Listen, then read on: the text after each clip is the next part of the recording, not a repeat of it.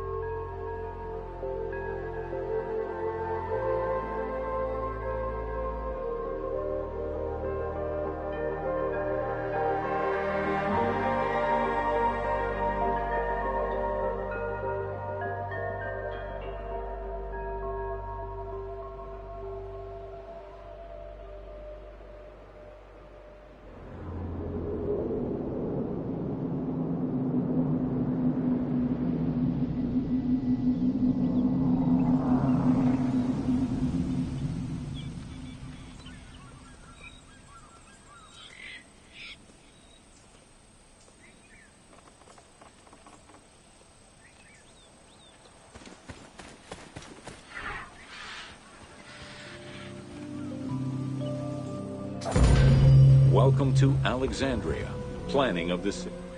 Alexander's plan to build his great city began with a verse from Homer's Odyssey.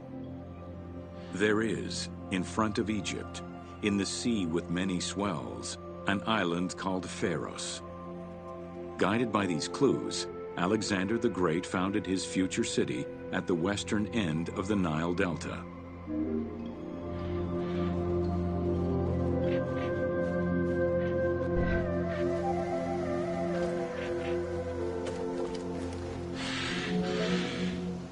Though Alexander considered this location ideal for his great city, it presented considerable challenges. Too difficult to access during storms, the surrounding swamps threatened disease, and the limestone soil prevented the growth of healthy crops. However, due to the influence of his mentor Aristotle, Alexander the Great recognized that the true value was its strategic emplacement. Alexander knew that in controlling Pelusium to the east, Memphis to the south, and his crowning glory Alexandria to the west, he would create a triangular stronghold, allowing him to control the entire delta while giving him access to the Mediterranean.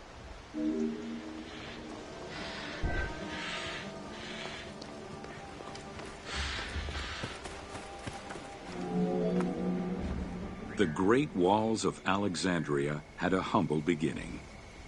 Lacking chalk to outline the future city's foundations, architects were forced to use flour instead. Clouds of migrating birds swept down and ate the flour, erasing the plans. This prompted Alexander to seek guidance from the oracles, who reassured him that his future city was destined to feed a large population.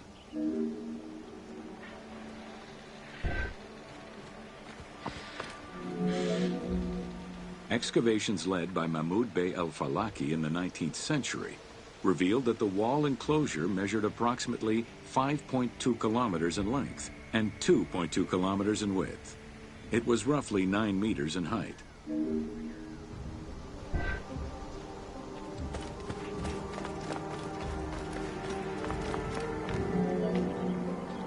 These formidable ancient walls would resist a number of attacks, including fending off the king of Syria in 169 BCE. It wasn't until 295 CE that they eventually fell to Roman Emperor Diocletian, and this only after 8 months of relentless assault.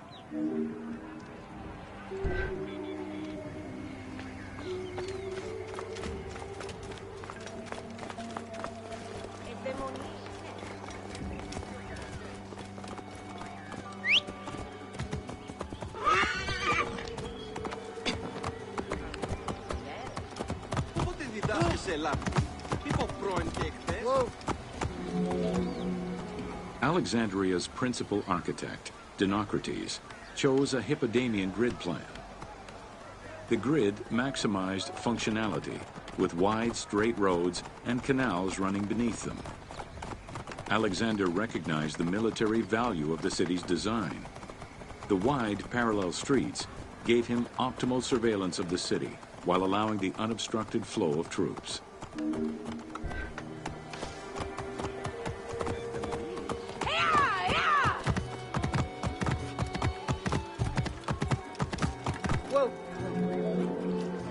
A central corridor ran from the Mediterranean's north port down to Lake Mareotis to the south. This thoroughfare acted as an unobstructed link for commercial trade and travel between the two ports. Many of the streets were bordered with grand buildings and parks, including Canopic Street, with its impressive gate bordering the eastern end.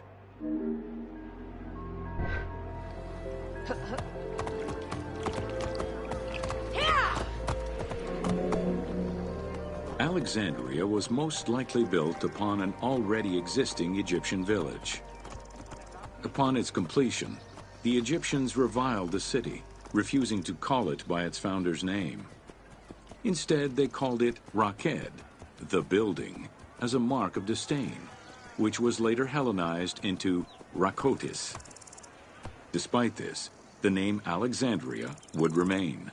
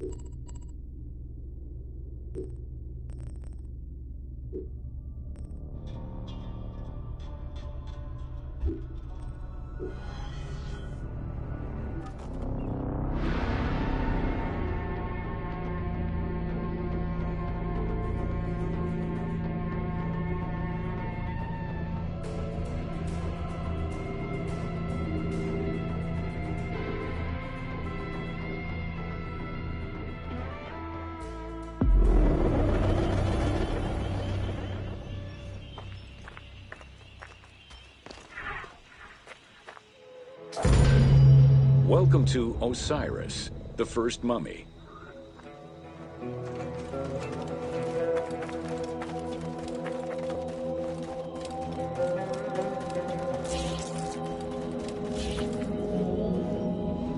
The oldest mummies recovered date from the Old Kingdom, though Egyptologists believe that mummification was in use much earlier than that. At first, the body was mummified through environmental desiccation, by leveraging the dryness of the environment and the heat of the climate. Early experimentations in mummification were conducted with the use of resin made from tree sap. Strips of linen were only used on some superficial parts of the epidermis of the hands or jaw.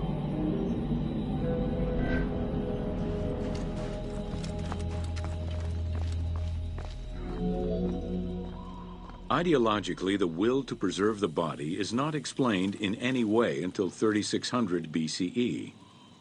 This is when the Egyptian belief that the body housed the soul was finally documented for modern Egyptologists to eventually decipher.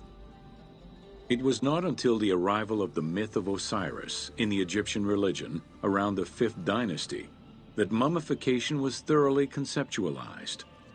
The practice was thereafter grounded in both a mythological and ideological point of view.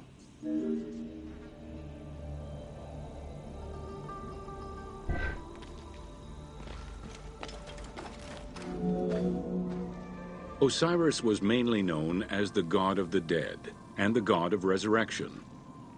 The most well-known Genesis myth concerning Osiris is that of his dismemberment.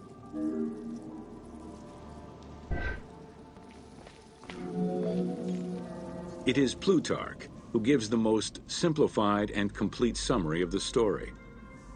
Within Egyptian mythology, Osiris represented the first king to rule Egypt. Jealous of his power, his brother Seth attempted to usurp his throne. After several unsuccessful attempts, Seth succeeded in killing his brother by dismembering him and scattering the pieces of his body all over Egypt. Isis, the great of magic, traveled all over Egypt in search of the pieces of her husband's body. After a long search, she recovered all the pieces save for his manhood, as it was eaten by a fish.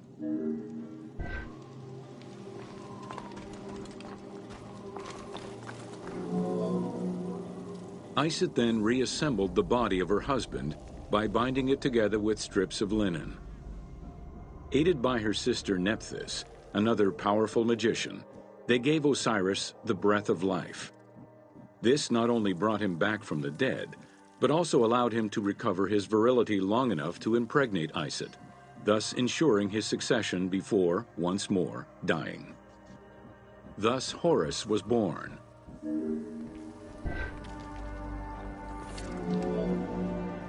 The ritual used to bring Osiris back to life essentially depicts how he became the first mummy.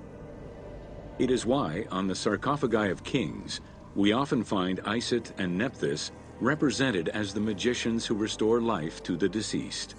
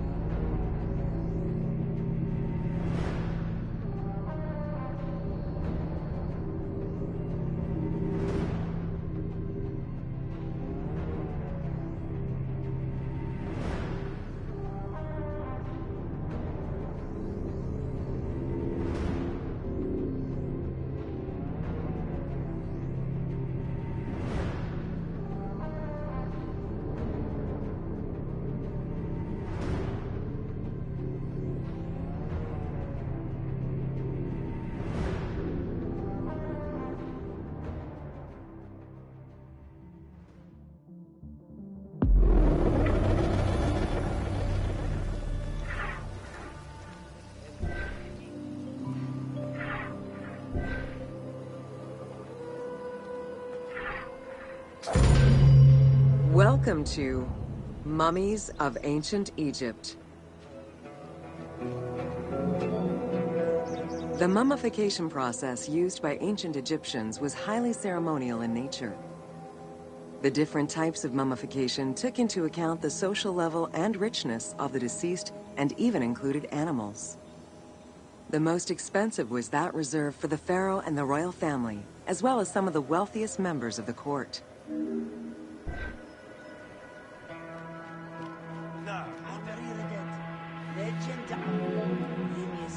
The first step was cleaning. Once bodies arrived at the mummification site, they were placed on inclined tables while the bodily fluids drained away.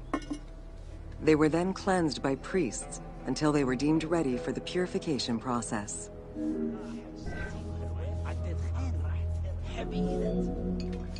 The purification of the body began with a libation from sacred water.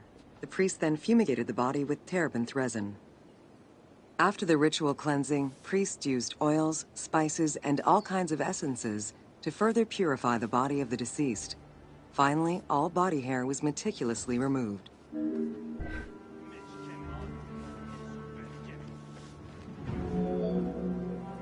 Once the body was properly purified, embalmers removed the organs, following very specific procedures. First, the brain was extracted by inserting a spoon through the nostril to break the ethmoid bone. Then, using a spatula, the pieces of the brain were removed as thoroughly as possible. What matter remained was extracted after a process of liquefaction, achieved through the use of a caustic liquid. The cranial box, once emptied, was rinsed and disinfected with palm wine, and then stuffed with strips of linen cloth and liquefied resin. After taking care of the brain, embalmers made an incision on the left flank and carefully set aside the viscera. The inside of the body was also rinsed with palm wine. Then the embalmers filled the belly with pure myrrh, cinnamon, and other perfumes and sewed it shut. The removed viscera were washed in palm wine and packed in crushed herbs before being placed in canopic jars.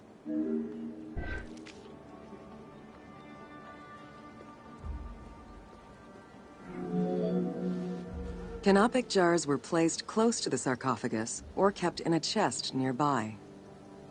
At first, the viscera were wrapped in tissue and placed in the vases. As the ritual requirements became more elaborate, ointments, spices, and even water and natron were added to the process.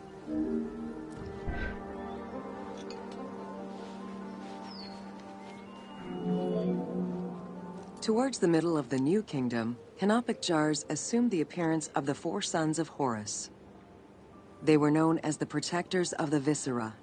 These protectors had their own guardians, each a goddess of the dead. Imseti, the human-headed god, protected the liver and was protected by the goddess Iset. Hapi, the baboon-headed god, protected the lungs and was protected by the goddess Nephthys. Dumut-Ef, the jackal-headed god, protected the stomach and was protected by the goddess Neith. And finally, Kebesenuef, the falcon-headed god, protected the intestines and was protected by the goddess Selket.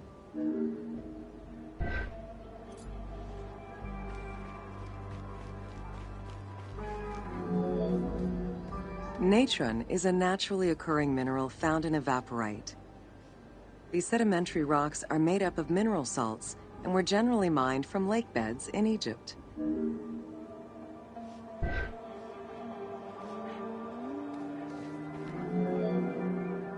Embalmers used natron as a desiccant to dry the flesh and stop the corpse's putrefaction process. Once the body was cleansed and eviscerated, the deceased was covered in natron for about 40 days. Once desiccated, the body was prepared to be wrapped in strips of linen.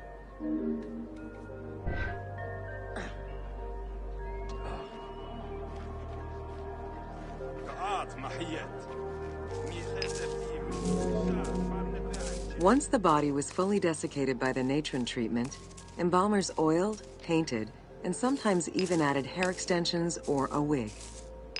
They often used a henna-based antiseptic preparation to give the body a more colorful and lively appearance while preparing it to resist molds and fungi.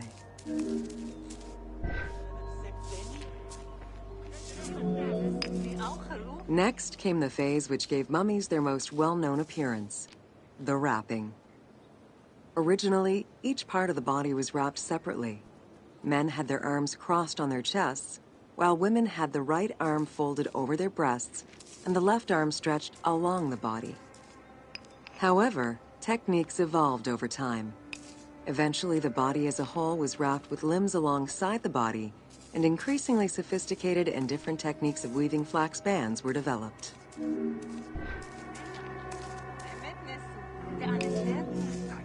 In addition to the jewelry and amulets arranged on the skin of the deceased, amulets were also carefully inserted into the weaving of the linen strips. Each amulet was linked to a myth or to an ideological belief related to rebirth.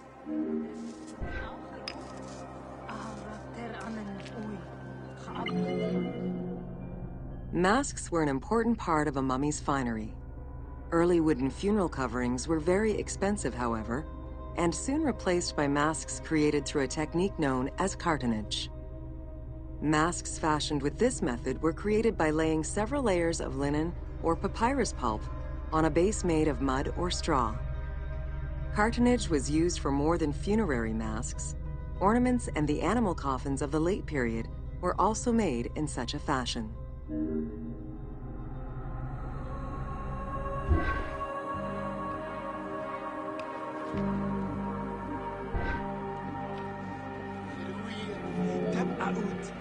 Cartonnage evolved to cover the entire body of the mummy during the 22nd dynasty. The mummies were placed on a board inside a rigid envelope of cartonnage, which was laced at the back with a string.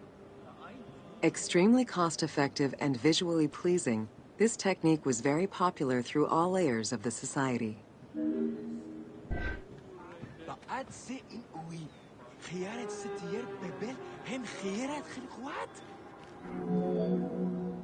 Cartonnage envelopes were usually covered with inscriptions and polychrome decorations, specifying the names and titles of the deceased, scenes depicting daily life, or decorations specific to the funerary world.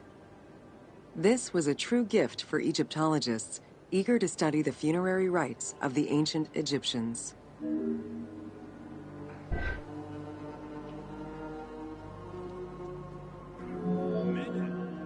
Once the mummy was properly wrapped and adorned, the embalmers proceeded with the ceremony of the opening of the mouth. A vital step of the funerary process, this ceremony was meant to bring back to life the deceased themselves or an object representing the deceased.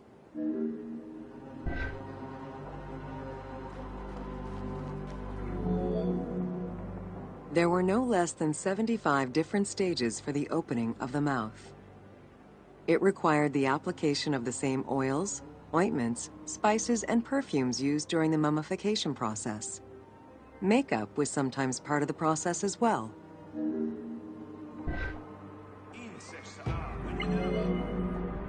The last stage of this long ritual was the act of touching the mouth with the adze to symbolically allow the breath of life to infuse an inert body.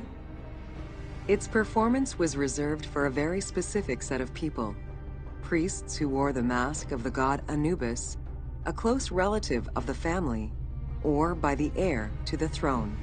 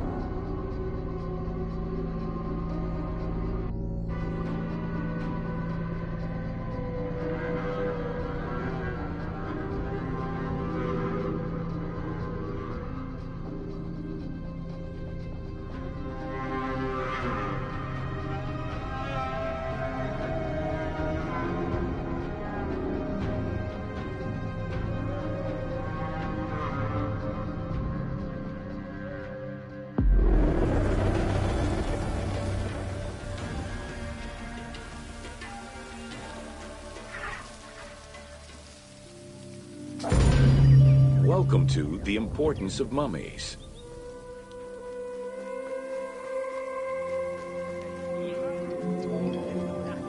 The first hieroglyph for embalmer appeared in pyramid texts of the Old Kingdom. It is likely that embalming was a trade that progressed alongside the evolution of ancient Egyptian funeral practices. While we still know nothing of how embalming came to be a profession, we do know that embalmers had a hierarchy, and that each embalmer specialized in a specific phase of the mummification process.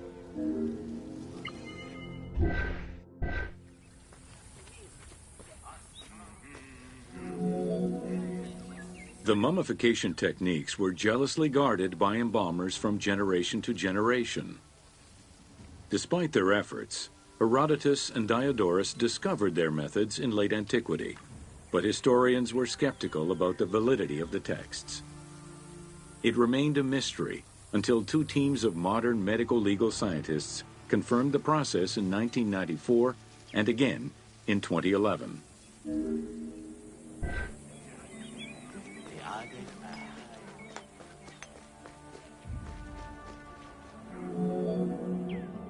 The Uabet, meaning the pure place, was where the embalmers mummified the bodies of the deceased.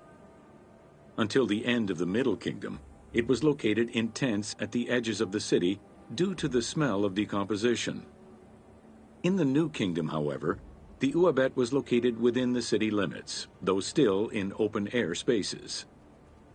In the same way that the practices and techniques of mummification evolved, so possibly did consideration towards embalmers within ancient Egyptian society.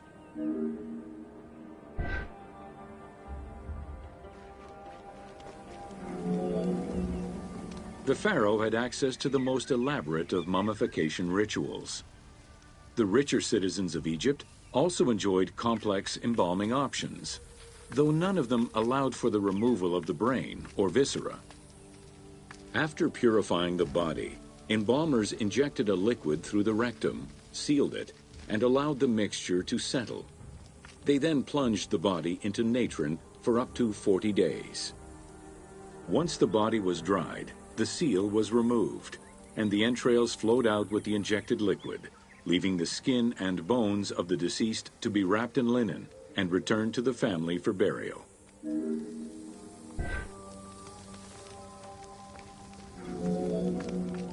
The least costly embalming option was for the embalmers to simply inject a product called surmaya and immerse the body in the natron for up to 40 days before handing it over to the family. For all those who could not afford any embalming process, desert burials offered a pauper's alternative to preserve the bodies of the dead.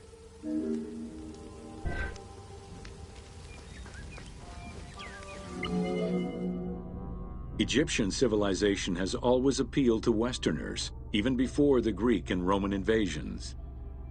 As early as the Middle Ages, mummies discovered by travelers were often sent back to Europe. Curio cabinets, dating from the 16th and 17th centuries, usually included pharaonic artifacts in their collections.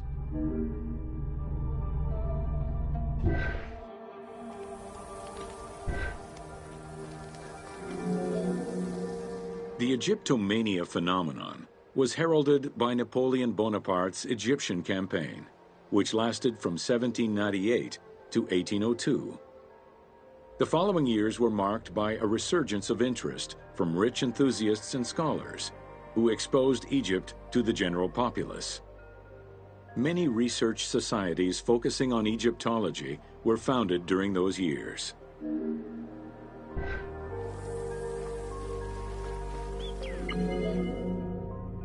By 1868, mass tourism began in Egypt under the aegis of the Cook Agency.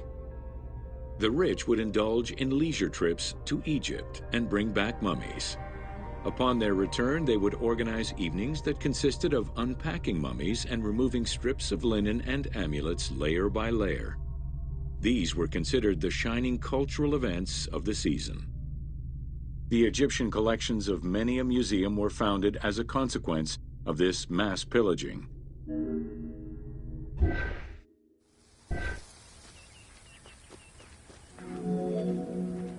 Thanks to those dubious parties, the fantasy of a mummy coming back to life, seeking revenge on its defilers, was born. The mummy malediction myth has remained steady in popular culture ever since, particularly in written media and cinema.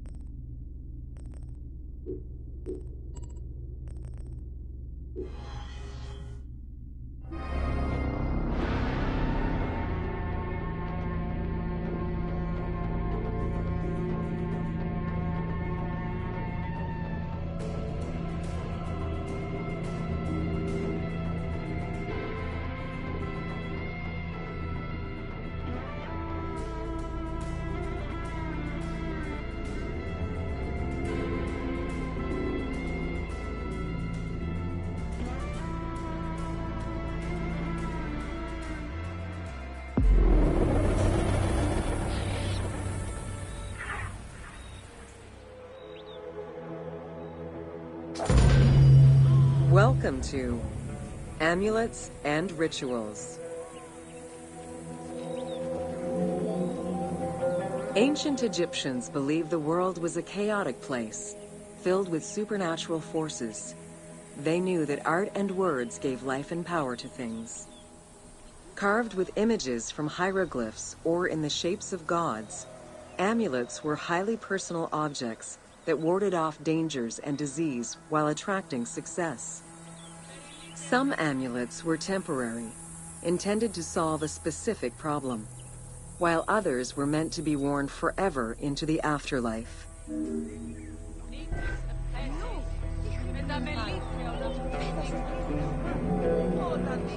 Priests would infuse amulets with magical energy during religious ceremonies, imbuing them with protective magic to safeguard against supernatural powers. The wealthiest of Egyptians could obtain a divinely ordained pendant in which was hidden a magic formula inscribed on a piece of papyrus. It would act as a unique spell tailored to the owner.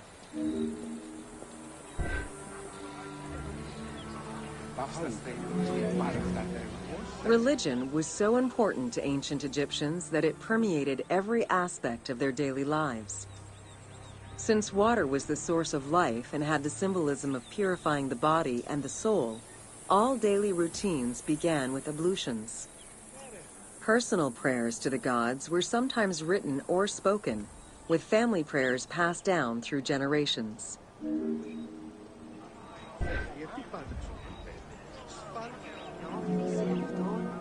There was a complete calendar of each of the religious days, both good and bad, illustrating the appropriate daily rituals. Along with wine, milk, and ointments, offerings to the gods consisted of small amulets to life-size statues and family shrines. During the Greco-Roman period, offerings to the gods consisted of mummified animals, cats for Bastet, dogs for Anubis, and birds for Thoth.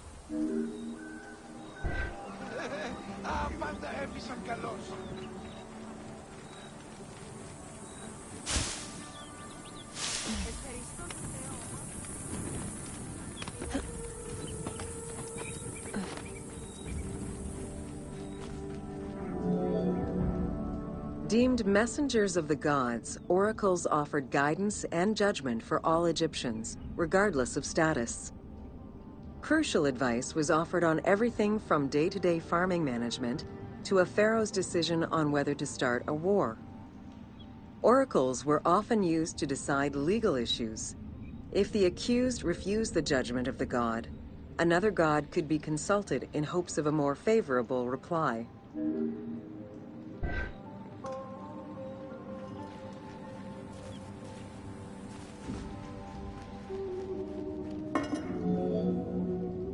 It was oracles that guided the Greek sailor Batos to the coast of Libya, where he founded a colony known as Cyrene. During Alexander the Great's campaign to conquer Persia, he consulted the oracle at the Temple of Amun within the oasis of Siwa, and was subsequently ordained a divine being.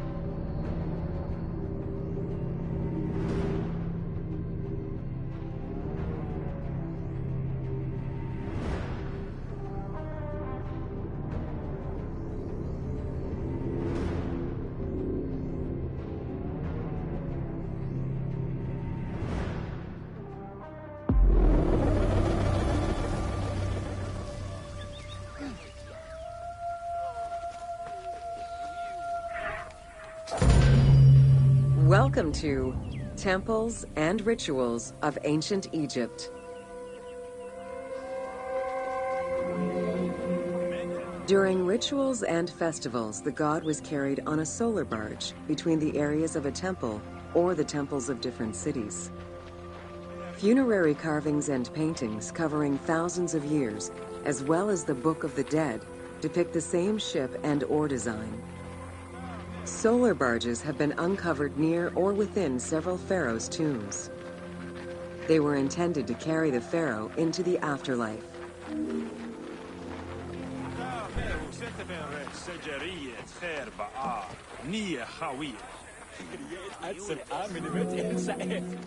Ancient Egyptians believed that Ra, the sun god, traveled the skies in a boat known as the solar barge. The solar barge was believed to cross over to mythological lands.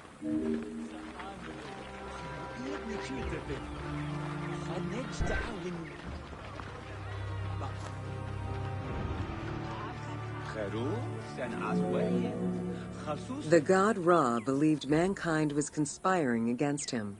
He ordered Sekhmet, the lion-headed war goddess, to kill all humans. To his chagrin, Ra quickly realized that with all humans gone, there would be no one left to worship him. In order to stop the rampaging Sekhmet, beer was brewed and dyed red with pomegranate juice to resemble blood. Sekhmet drank every drop of the brew she could find, eventually passing out drunk. When she awoke, she was calmer, and her lion visage had changed into Bastet. The Festival of Drunkenness was celebrated in honor of that myth.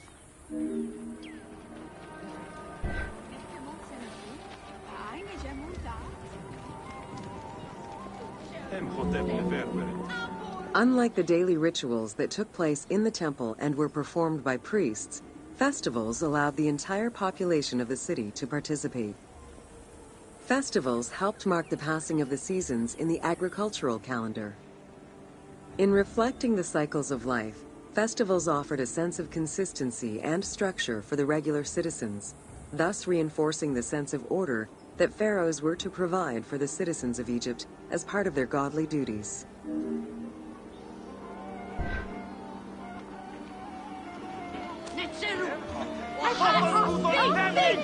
The importance of these festivals is demonstrated by their longevity.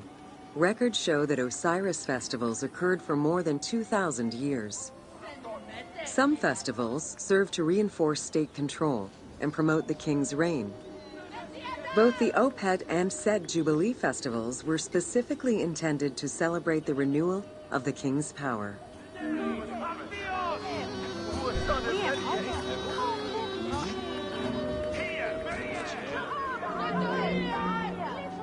The temple hierarchy consisted of high priests, several types of priests, scribes, and servants.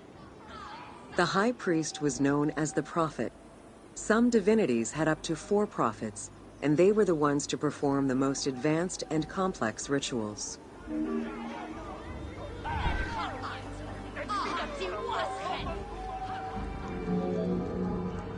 Egyptian priests were not confined to solely religious tasks, and in fact had crucial roles in Egypt's administration, most of which served to reaffirm the pharaoh as the proper vessel for the gods. Their focus within the temple was centered on the proper conduct of daily divine rituals, rather than as custodians of dogma or the indoctrination of individuals.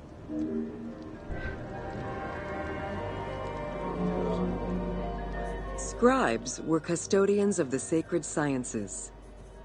Some priests were associated with the funeral rites and were considered the group with medical knowledge. The servants of the Ka were low-ranking priests who carried food and offerings in funerary rituals. Lector priests were distinguished by their ability to read, and their main duty was to recite specialized religious texts in both temple and funerary rituals.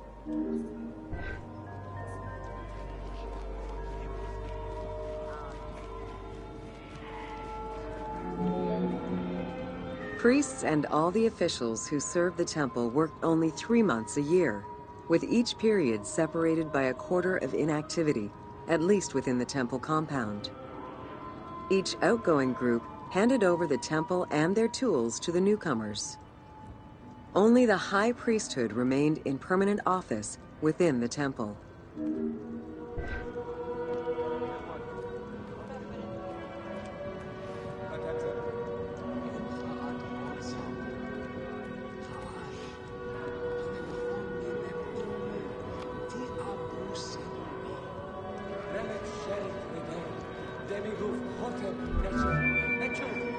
The most sacred part of the temple was referred to as Jeser Jeseru, the Holy of Holies. The most sacred inner sanctuary was where the shrine to the temple deity was located. Only priests were allowed within. Offerings were given, and rituals unseen by even the pharaoh were performed. While the team chose to allow any character access to this space in some game temples, normally it was reserved for priests alone.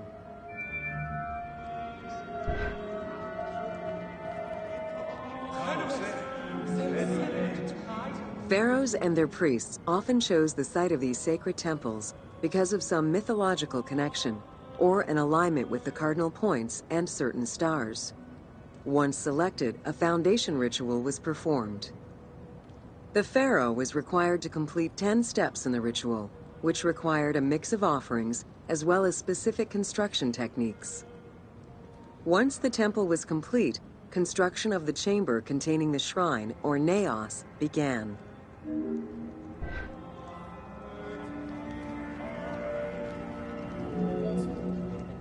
The naos was where the god statue stood.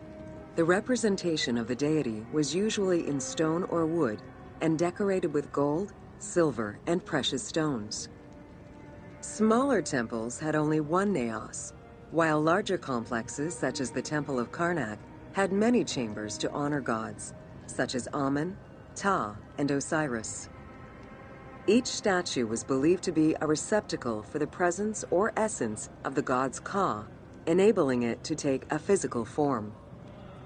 Through the statue, the god came to the shrine to eat, drink, and communicate with the pharaoh, or with the priests standing in for the pharaoh.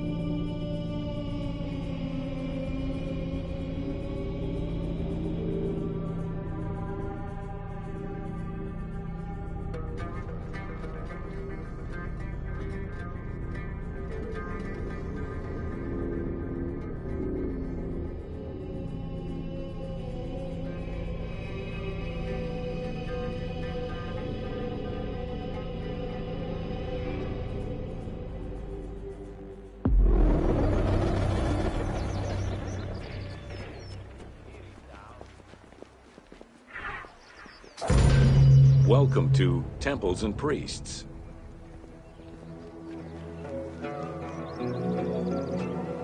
From its foundation, the city of Memphis favored worship of the god Ptah.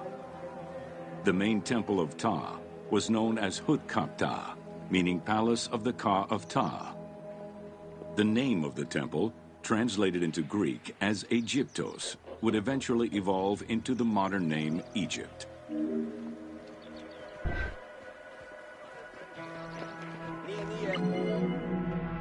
Temples were the center of religious, political, and economic life in ancient Egypt. These sacred places were viewed as the literal home of the gods and goddesses. As such, every aspect of them required care and reverence, all of which was accomplished through elaborate ritual.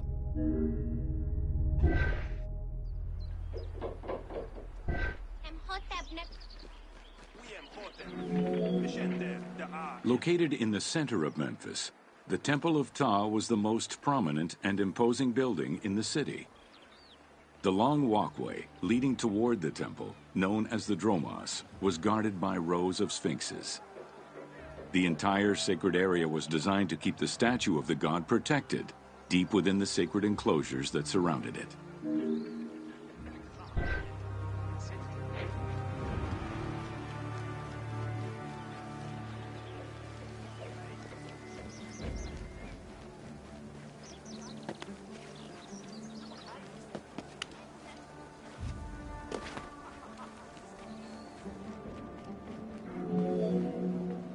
The Dromos opened into a courtyard, with the surrounding portico graced with columns carved to resemble palm trees. During special festivals, the general population was allowed to enter this location, but under no circumstances would they be allowed into the sacred spaces beyond the courtyard.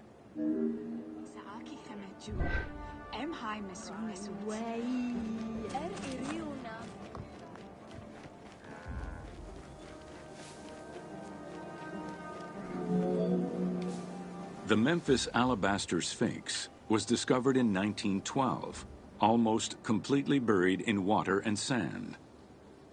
8 meters in height and weighing in at roughly 90 tons, it is still mounted on its original pedestal. Though it is called the Alabaster Sphinx, it was in fact carved from common calcite rock, which is similar in appearance and texture to alabaster.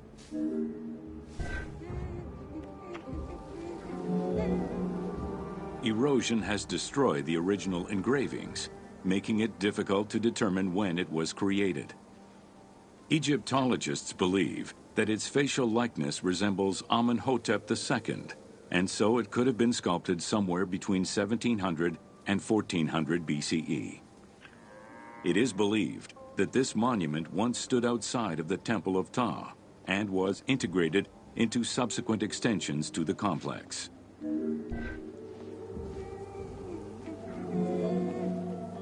The size of the imposing sculpture reflects the importance it had to the temple during the New Kingdom. This Sphinx is one of the few remaining artifacts from the ruins of Memphis to survive.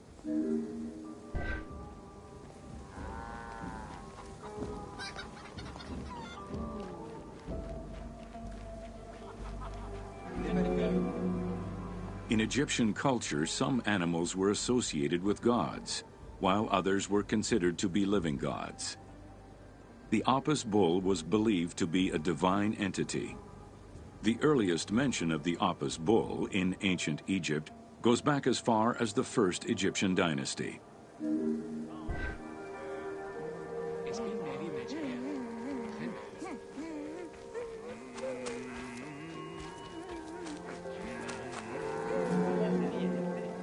Originally the symbol of fertility, the Apis bull was linked to the god Ra, with the image of the sun carried between its horns. Later it was associated with Osiris, the ruler of the underworld, thus becoming the funerary divinity Osiropis. During the 18th dynasty in Memphis, the Apis bull's association with the city's deity earned it the title Herald of Ptah. The Apis bull was so revered that even Alexander the Great, upon his arrival in Memphis, gave honor to Apis.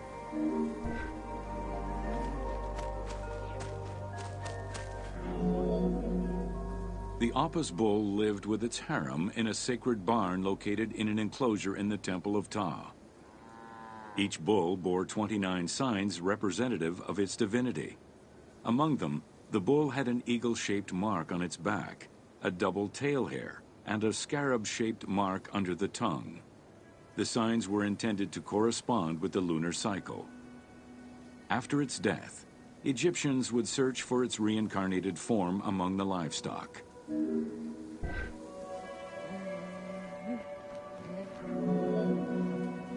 Like other living divinities, the mortal incarnation of the Apis bull was prayed to, and when it died, it was given a luxurious funeral, which included mummification. Until the reign of Ramses II, the Apis bulls were buried in individual graves in Saqqara. During the 26th dynasty, the bodies of the bulls were buried in enormous stone vats in the underground corridors of the Serapeum of Memphis.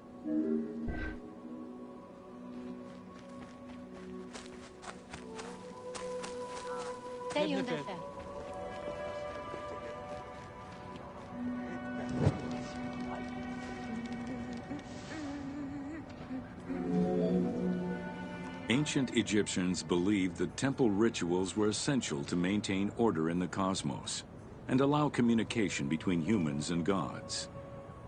The pharaoh was required to bring offerings as part of a twofold promise made to the gods, to remain a just ruler and to prevent chaos from entering Egypt.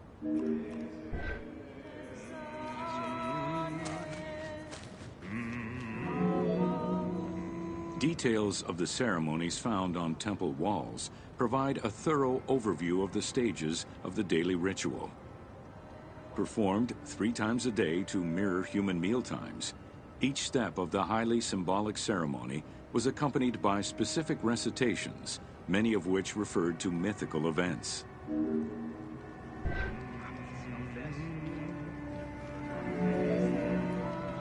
The high priest would first awaken the sleeping god with a chant. Then the seals of the shrine's doors were broken and the bolts drawn back. The act of swinging open the doors was a symbolic gesture where sight was granted to the deity. The priest would then bow and kiss the ground.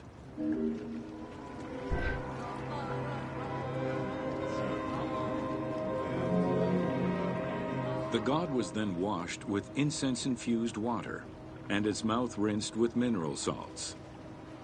The cleansing was followed by adorning the statue with jewels and royal garments. The final ritual required the priest to sweep away any footprints in order to prevent evil from approaching the god.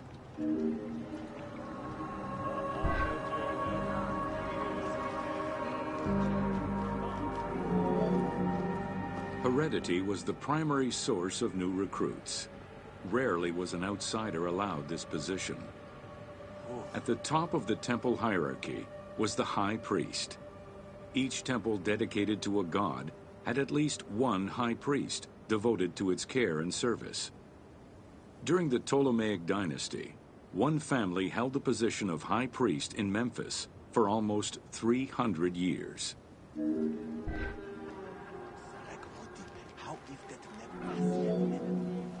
High priest candidates made their way up the ranks of the temple hierarchy.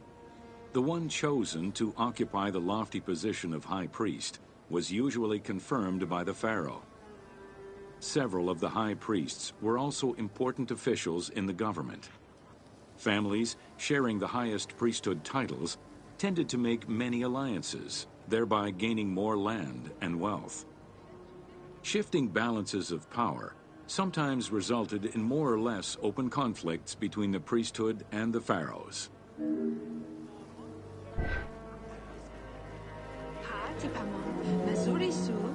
In the 21st dynasty, Thebes became the capital of an almost entirely theocratic government.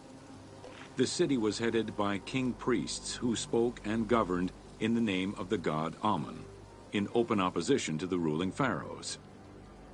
These king priests caused a massive decentralization of power, known as the Third Intermediate Period.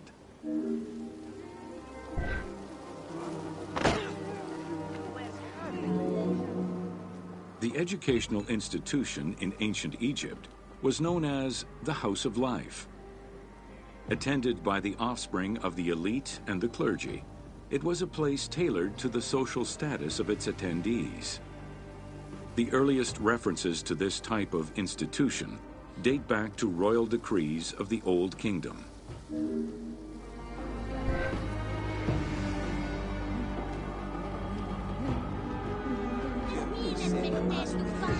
Only two known centers have been uncovered, one in the abandoned city of Akhetaten and one at the temple of Ramses II on the west bank of Thebes.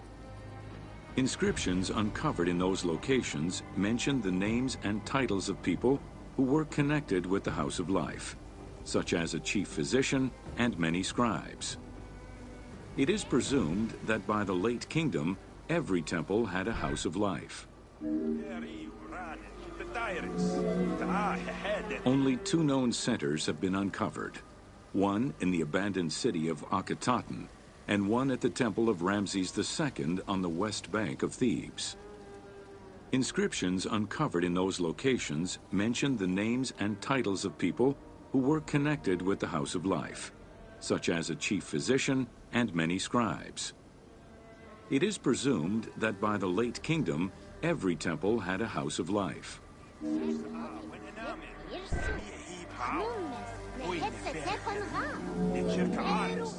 The House of Life offered training for the elite, destined for occupations such as astronomers, doctors, veterinarians, diplomats, architects, translators, or theologians.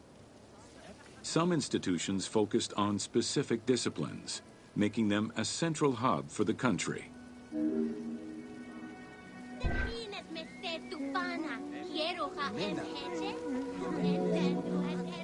Not limited to instruction for young students, the House of Life was a source of reference for many scholars, with rooms dedicated to papyri of many disciplines. Because papyri were preserved there, the Greco-Romans referred to the House of Life as a library.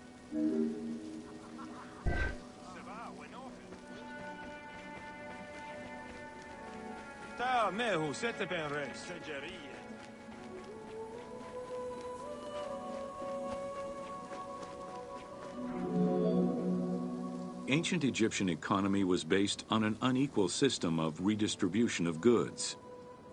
The state of Egypt collected the crops, and the temples distributed them throughout the provinces.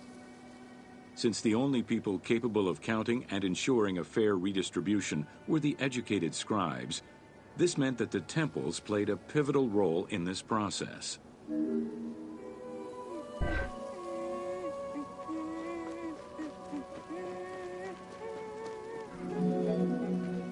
There are records of pharaohs making offerings of large tracts of land and animals to temples in order to maintain their favor.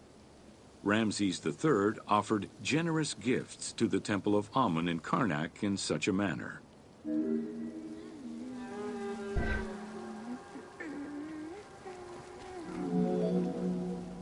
Palaces, warehouses, and granaries were built inside the temple compound to better control the redistribution of goods. The size of the recorded numbers of goods, combined with every other function filled by temples, only serves to confirm their might as economic, religious, and political centers of power within Egypt.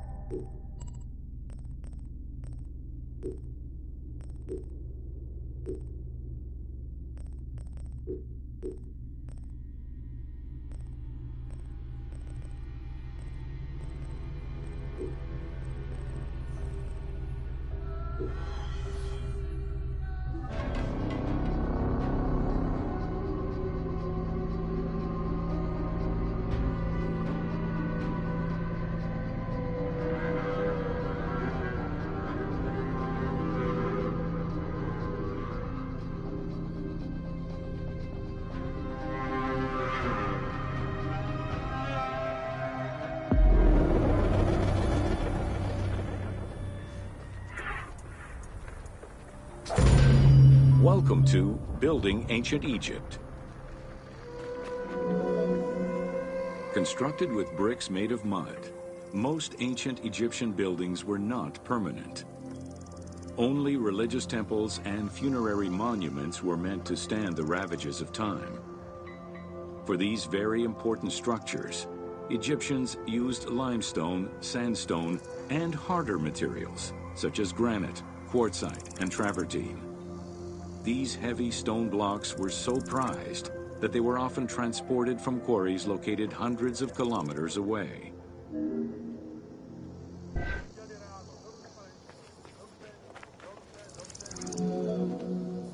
Limestone was common and easy to extract from quarries on the east bank of the Nile. This particular limestone had marine fossils in it, however, preventing it from being easily decorated and polished.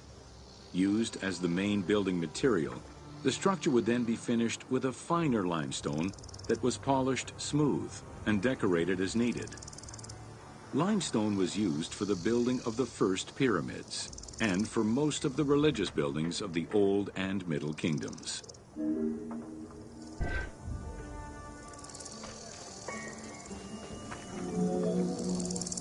Ancient Egyptians preferred to use sedimentary rock beds or layers like sandstone and limestone because they were often easier to extract.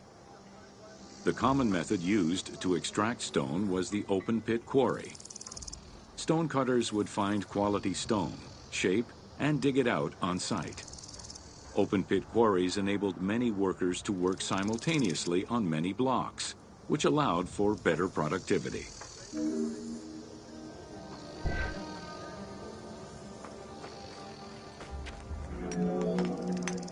Workers would draw a large grid directly on the stone's surface, taking care to leave a space between the blocks. This allowed them to isolate the different blocks and create a trench that would make the extraction easier. Stoneworkers used iron chisels for hard rock and bronze or copper tools for softer rocks such as limestone. Removing material between each block created a trench line. In some quarries, that trench was wide enough to accommodate a worker, who would then cut the block entirely on site. For harder rocks like granite, workers cut a series of holes and hammered wooden wedges into them. They then soaked the wood until it swelled and caused the rock to split.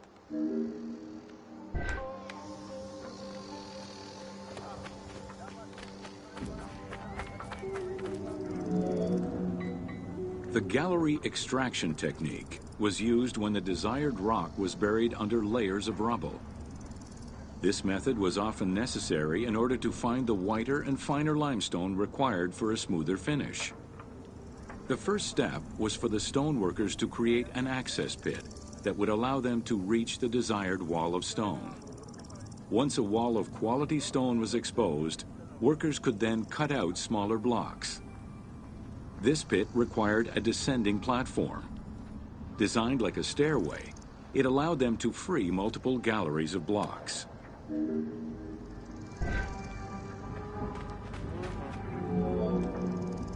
To cut the stone, they created a longitudinal kerf, or slit, and then cut the rock at a 90-degree angle. The lower side was determined along the geological layers or by using a horizontal cut. Wooden wedges were inserted in the rock and hammered in. Shock waves were then generated using hammers, fracturing the blocks at the seam.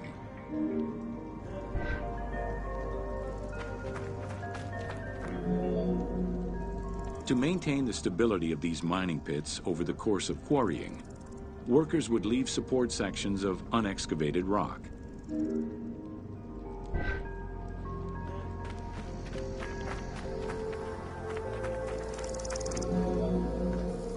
In every quarry, dedicated shrines were established to offer protection for the workers. In particular, Serket, the scorpion goddess, was considered a very powerful deity among quarry workers. Every mine and quarry of ancient Egypt included a scorpion charmer, who was said to use magical powers to ward off the dangerous insects and keep the workers safe.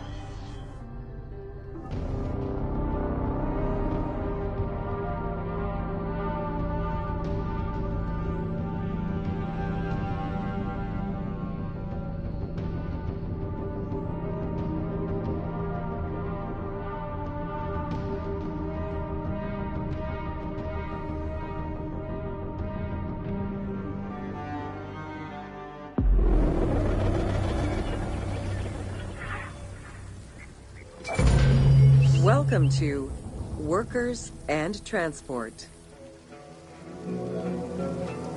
Whether workers were employed for the pyramid construction or at the quarries, the government supplied food and housing. Workers for the pyramids and royal necropolises were housed in more permanent villages, such as the famous Deir el-Medina. Quarry workers had more temporary lodgings. All skill levels were needed and utilized, from basic work hands to prepare the gypsum, to brickmakers and sand carriers, to skilled stonemasons to shape the blocks.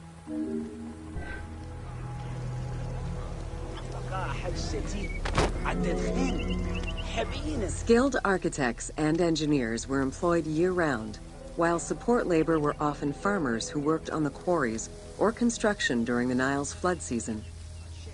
The basic laborers were hard-working and versatile.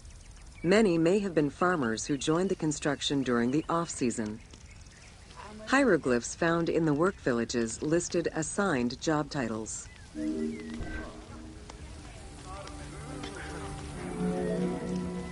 Archaeological research shows that no food was stored or prepared on site, but instead workers received abundant rations of bread, beer, and meat. These rations were taken care of by an administration outside the village. Medical treatment was also available for those who were injured.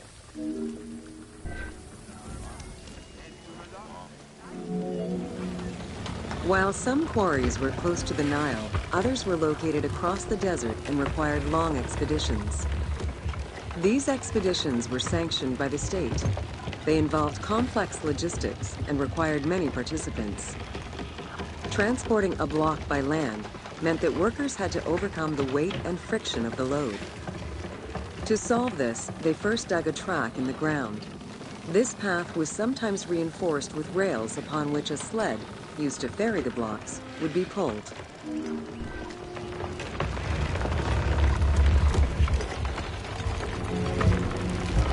Whenever possible, blocks were toppled from a higher elevation onto the sled. Workers then poured water onto the clay at the front of the sled, creating a slick surface to more easily move the load. It wasn't until the New Kingdom that animals were used to tow the burden.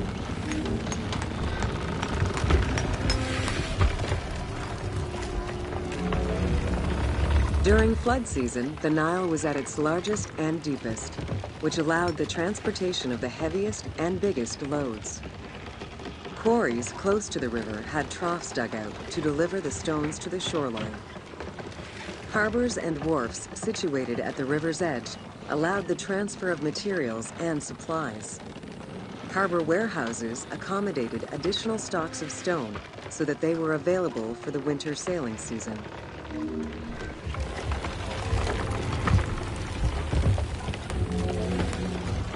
The Iwadi el-Jarf papyri detail a limestone load intended for the Khufu pyramid that weighed in at 70 to 80 tons, or 30 blocks. One papyrus is a fragment from a foreman's notes taken while working on the Great Pyramid. It details the transportation of limestone blocks from the Tura quarries to the construction site of the pyramid. The other papyri are shipping logs containing archives of the sailors assigned to sail the Red Sea and the Nile.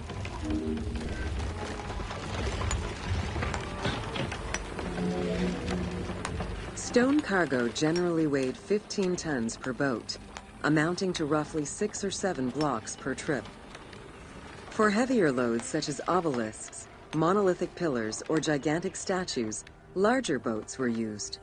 These transports are the ones typically showcased on temple walls.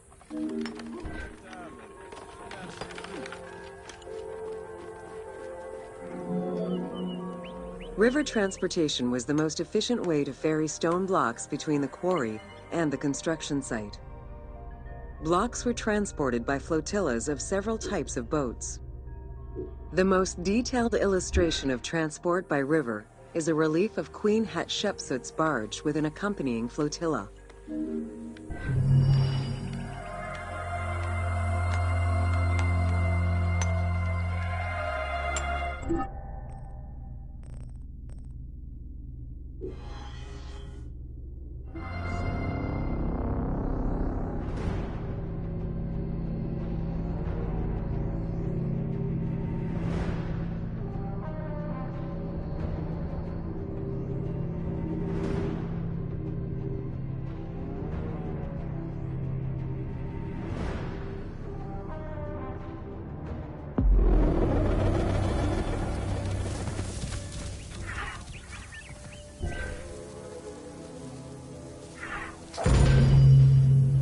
Welcome to Agriculture and Seasons.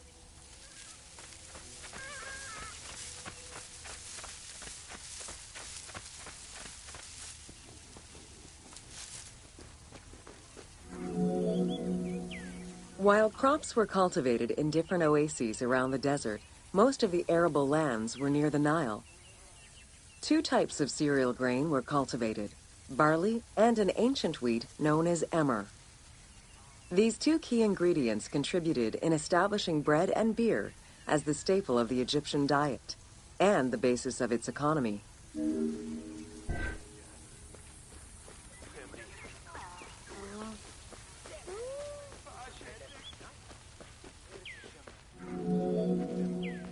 The Ptolemaic era created an agricultural revolution with the introduction of advanced agricultural techniques and new grain types such as rice, durum wheat, and pearl millet. The resulting agricultural mass production greatly increased the economy of ancient Egypt. It also prompted the development of storage and transportation, allowing long-distance trade with other regions.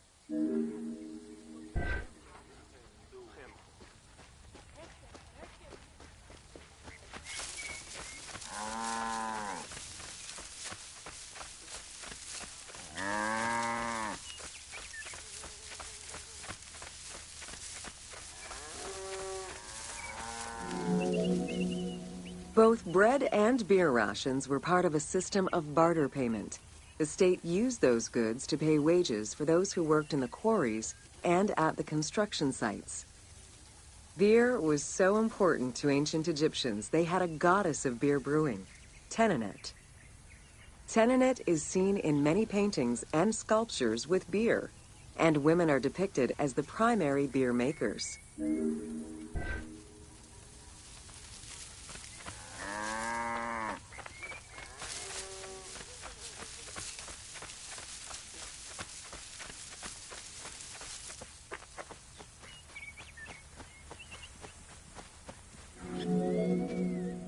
In order to increase agricultural production, fertile land was divided into plots and large agricultural villages were encouraged. The state and temples were the biggest landowners. Depending on the region, fertile land was managed by civil servants or rented to individuals. Ancient Egyptians relied on rudimentary tools for land cultivation. Soil was broken down with hoes, and wing plows were used to make furrows.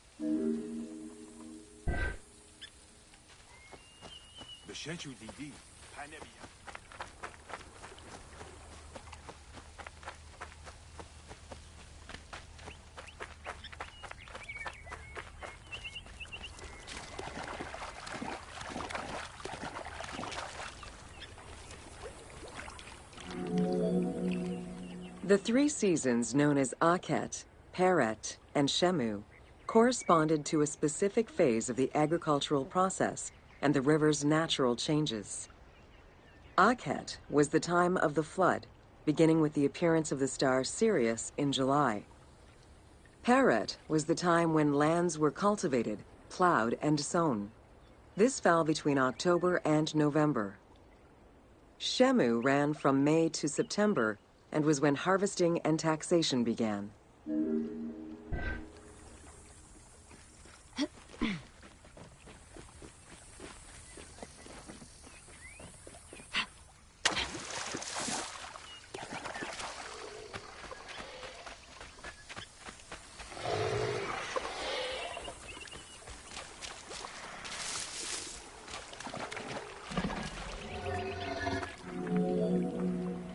The pharaoh's duty was to uphold order against chaos and provide for his people. Priests and local governors also wanted to appear as protectors of the people. However, any variation in the Nile's seasons could cause water shortages. This had devastating consequences on wheat and barley crops. The pharaoh, administrators, and priests knew they needed to demonstrate their ability to prevent such a catastrophe from happening. And so they invented the story, which would be inscribed upon the famine stela.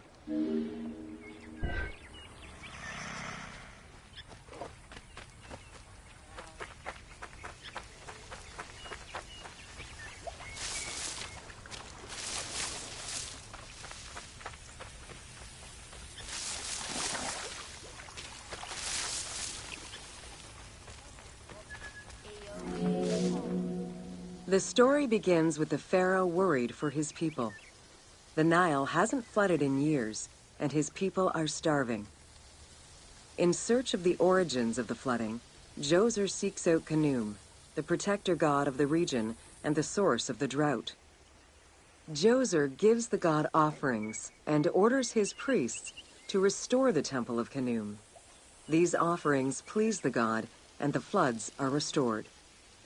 This story was intended to highlight the importance of the deity in everyone's daily lives, while also demonstrating the crucial role that the priests and the king played in feeding and protecting the people of Egypt.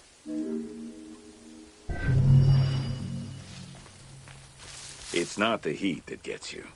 Well, it might, if the miles and miles of endless barren desert without water don't first.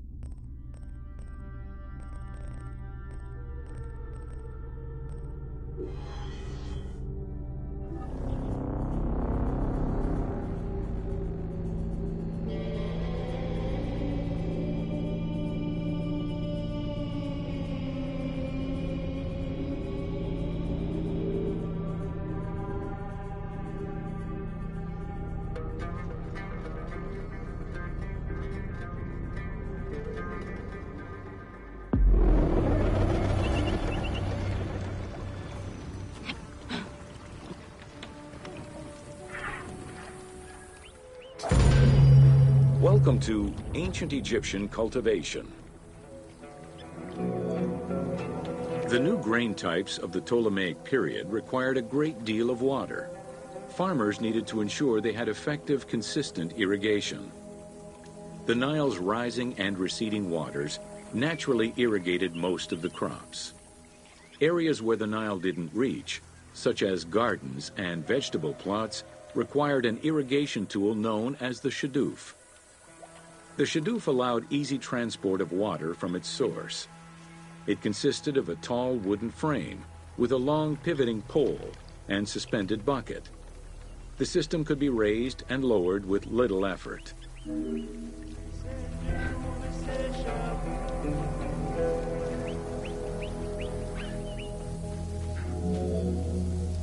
Later, a sakya, or water wheel, was invented. The sakya needed animals to turn the wheel, which rotated buckets through the water. It drew the water to an elevation of 3.5 meters and enabled a great deal of control over the irrigation process. This improvement supplied larger areas and thus resulted in larger harvests.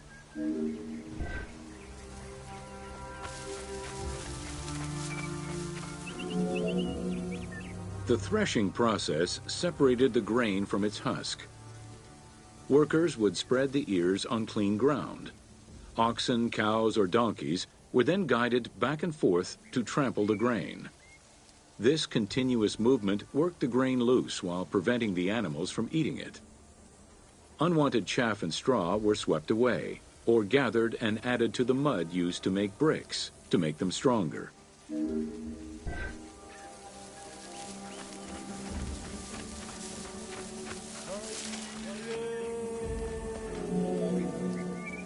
Winnowing was the stage where workers used wooden scoops to throw ears in the air. The wind carried off the chaff, leaving the heavier seeds to fall to the ground. This action was repeated until the undesired materials were sifted out. Grain waste was mixed with manure or other organic substances to produce brick-shaped dung lobes that could be easily burned. A standardized brick size enabled Egyptians to mass produce this byproduct and use it as a commodity.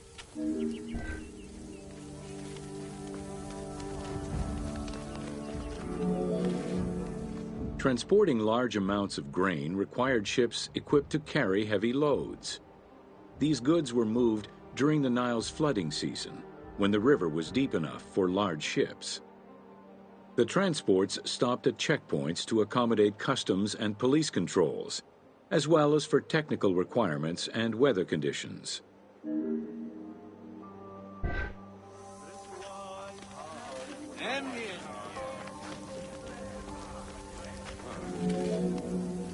Having reached Alexandria's inner harbor, the wheat was unloaded under the supervision of a civil servant in charge of wheat management. Portions were distributed to Alexandria's city market, and the remaining stockpile was either exported or stored in warehouses.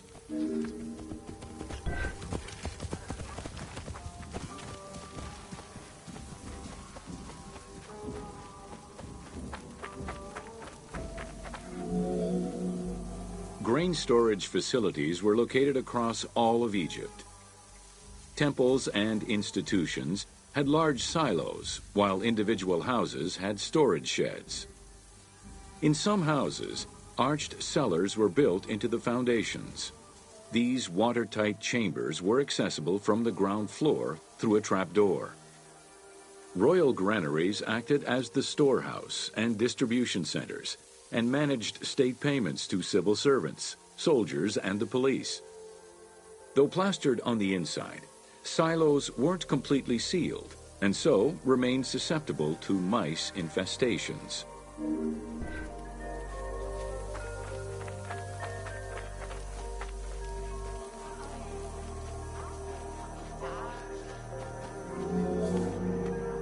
When the grain was ready for processing, it was poured into bowls and pounded into a coarse flour.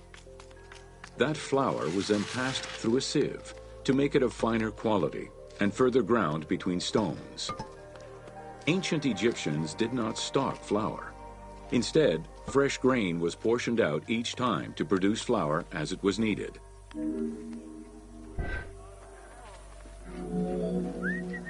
The sieves used by ancient Egyptians were unable to filter out sand and stones.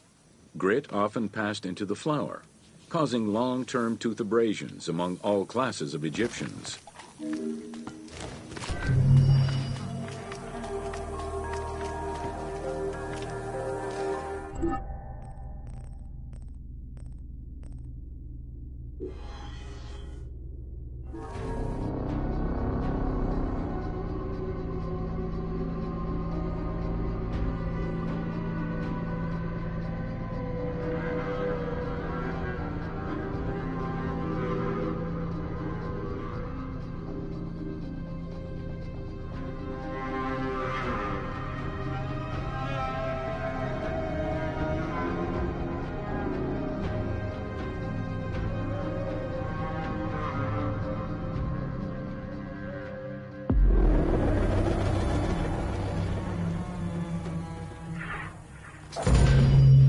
Welcome to Domesticated Animals of Ancient Egypt.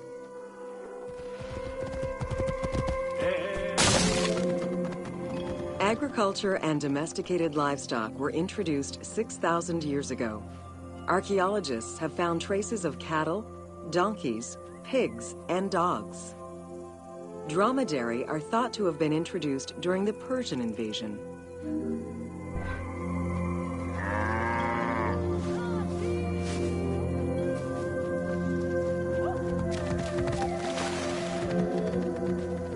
Pets were deeply cherished in ancient Egypt.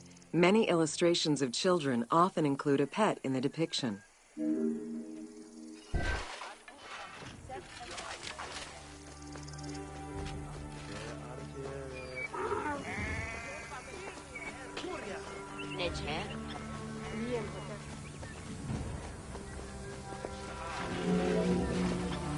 One of ancient Egypt's most iconic animals, the cat, wasn't adopted into their daily life until the Middle Kingdom. Since they were so highly capable of killing snakes and rodents, cats were present throughout every period. However, they only became pets sometime during the Middle Kingdom. Prince Thutmose, son of Amenhotep III, had his cat Tamu laid to rest in its own sarcophagi.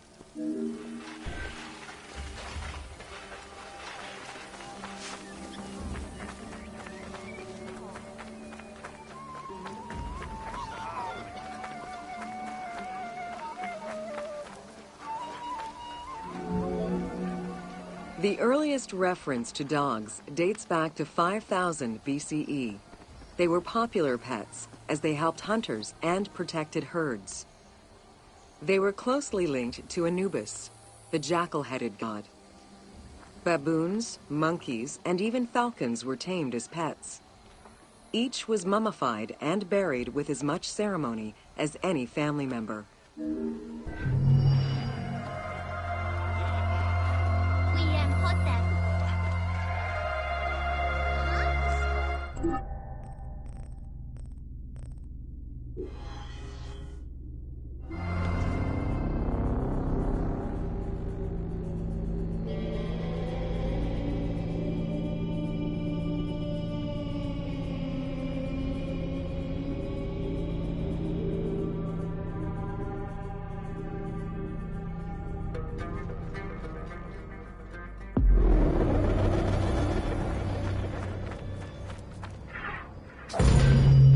Welcome to Ancient Egyptian Medicine.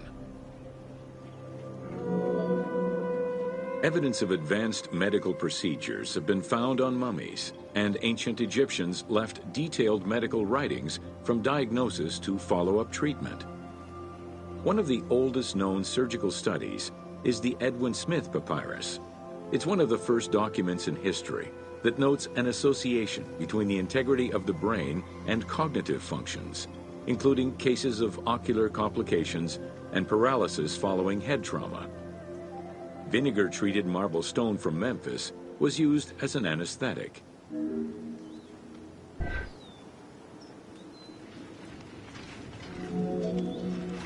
Another similar document, the Ebers Medical Papyrus, is over 20 meters long and 30 centimeters wide.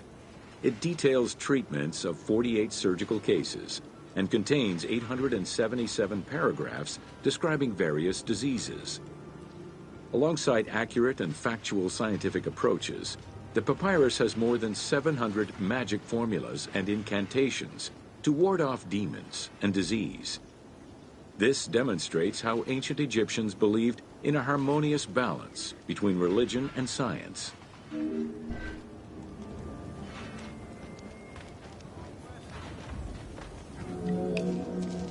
Remedies were considered as medicine and carried by doctors and priests.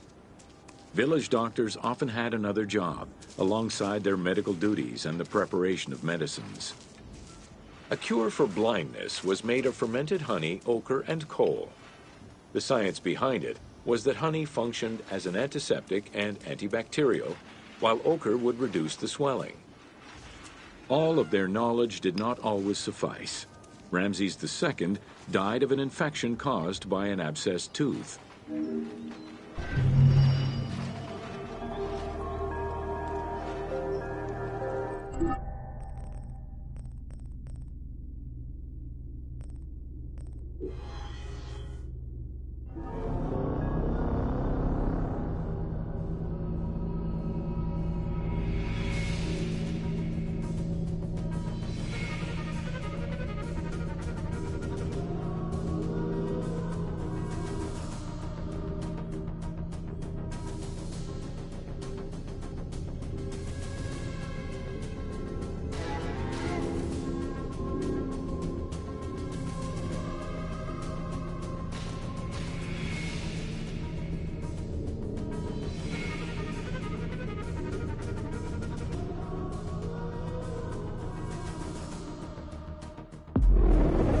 So many tours, so little time.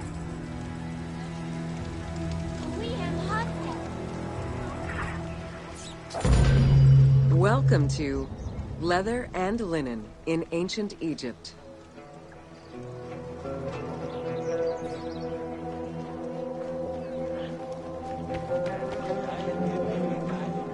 Tanning, a process which dates from prehistoric times, was present although not highly valued in Egypt due to the heat.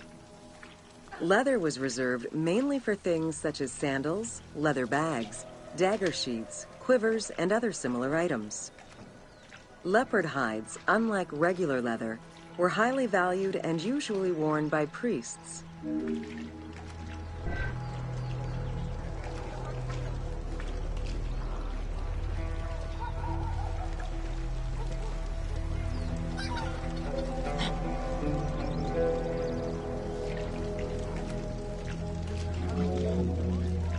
Valued for its coolness and freshness in hot weather, linen was the fiber most commonly used for fabrics and textiles. It was produced from flax, which was plentiful in Egypt. Fibers were usually dyed before weaving. While color was used in the production of textiles, dyes weren't commonly used for clothing, and most Egyptians wore white. The color represented spiritual purity, a goal to reach for every day of one's mortal life.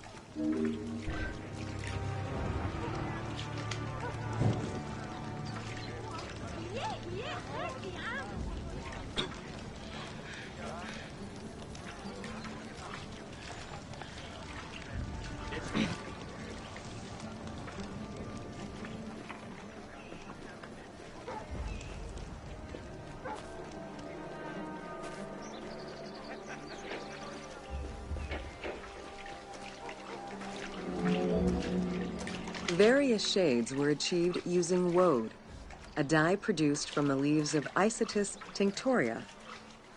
The plant was cultivated for this purpose within the Nile Delta and allowed for the creation of various colors. For example, different maceration times of the leaves would result in colors ranging from red to green, while adding in limestone shifted it to blue. During the Greco-Roman period, other ingredients were found, resulting in a wider range of colors.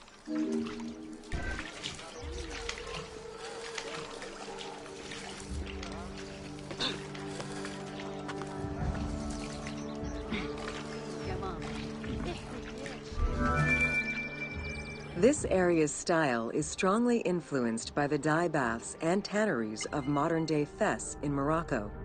This helped Ubisoft envision what such locations might have been like in ancient Egypt.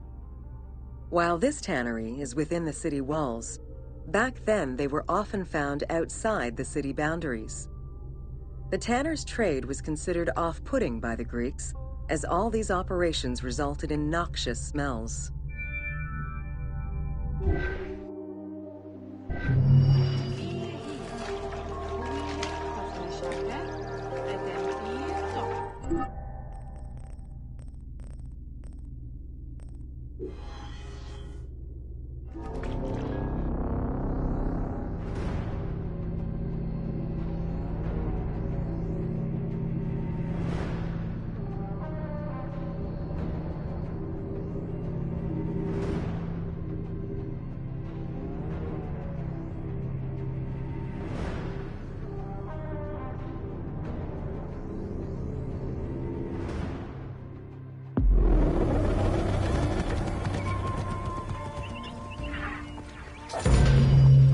Welcome to Ancient Egyptian Fashions.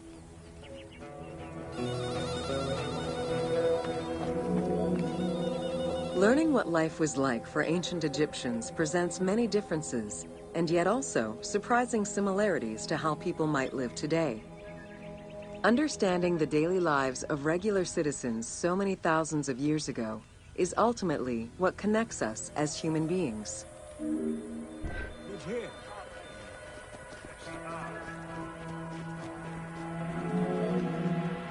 Jewelry was a popular item among ancient Egyptians of all social standing. Both men and women wore earrings, rings, and bracelets. Status determined how much jewelry a person wore and what it was made of. Common folk wore pearl necklaces, simple bracelets, and leather bangles. Brightly colored earthenware and glass paste were a favorite enhancement.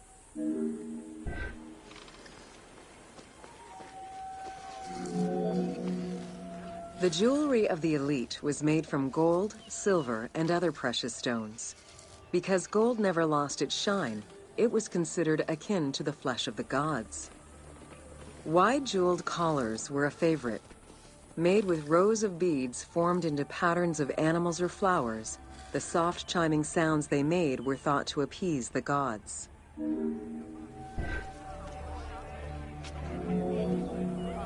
Though idealized, tomb paintings are a catalog of the changing fashions of ancient Egypt from the Old to the New Kingdom. Egyptians took appearance and cleanliness very seriously and were diligent about their fashion, hair, and jewelry as well as their grooming habits.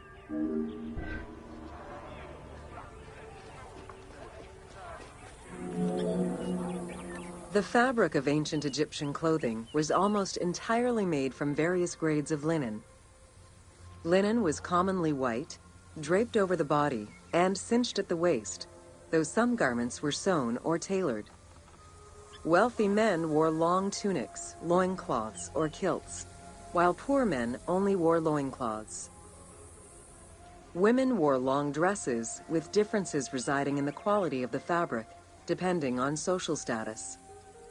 Egyptians commonly went barefoot, but could also wear sandals made from papyrus fiber or leather.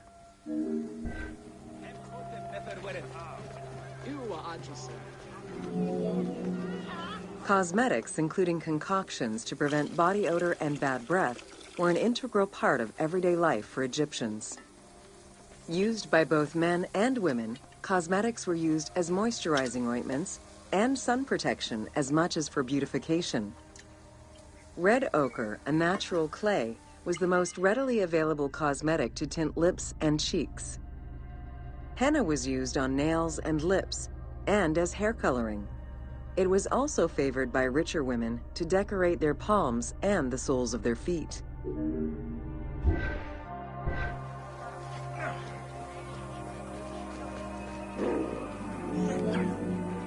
Egyptians believed kohl had magical powers, wearing it as black eyeliner to protect their eyes from the sun and to prevent eye infections from particles in the flooded Nile River.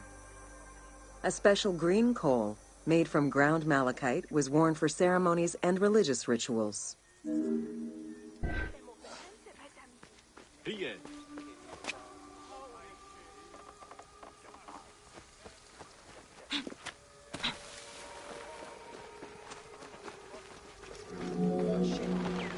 Women and teenage girls wore their hair long and often braided. Wealthier women included carved combs or hairpins. The length of men's hair rarely dropped past the shoulders. They were mostly clean-shaven during the dynastic period, a trend began by the elite and soon adopted by the general populace. Queen Hatshepsut donned an artificial beard when she became pharaoh.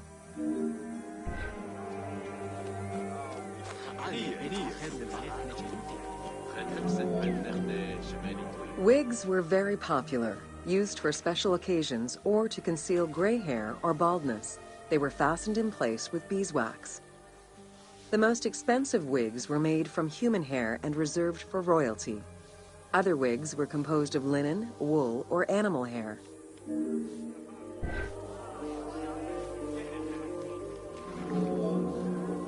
Prepubescent children generally had their heads shaved.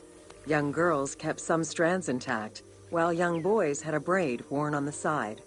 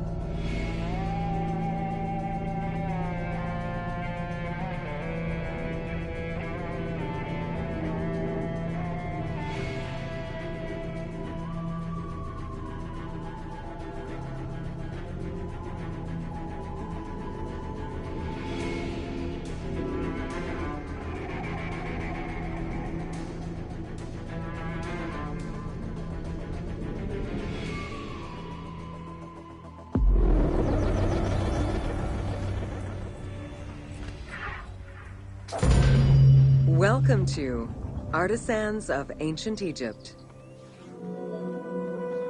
It was under the watchful eye of Ptah of Memphis, the god of craft and architecture, that ancient Egyptians developed the unique rendition of the world they lived in. However, it is vital to understand that their view of art and those who created it was likely very dissimilar to the modern concept of the word. Instead of artists, the creative culture had skilled and respected artisans. The most significant categories of specialties for crafters were drawing, painting, sculpture, and metalworking.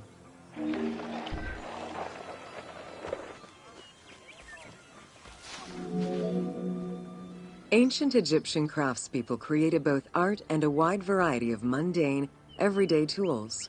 Every item created had a specific purpose and was produced by anonymous artisans who worked alone or with a team.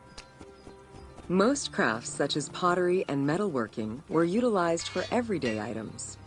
Luxury goods and artwork illustrations served temple rituals and were not meant for public display. Artisans rarely signed their names to the work, though they were clearly aware that they possessed a unique skill and talent for the task.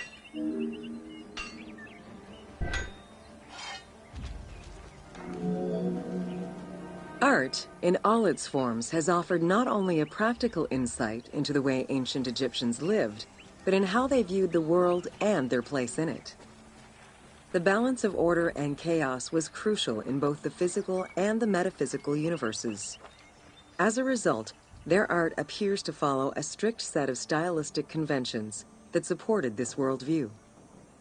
From households and palaces to temples and tombs, pottery, papyrus, and textile items were essential to the everyday life of ancient Egyptians.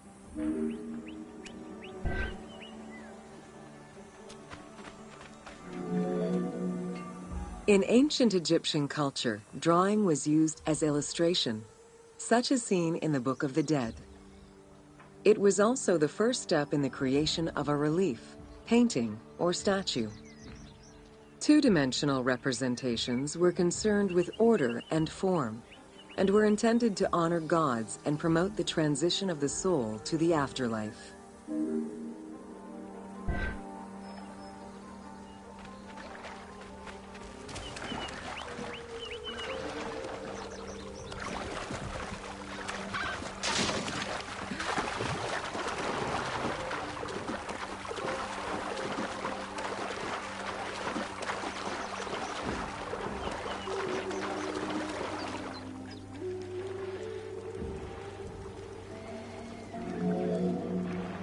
Stylistically, Egyptians were concerned with the depiction of the human form's inner self. As such, artistic representations were not concerned with realism, but rather with idealized youth and perfectly harmonious visuals.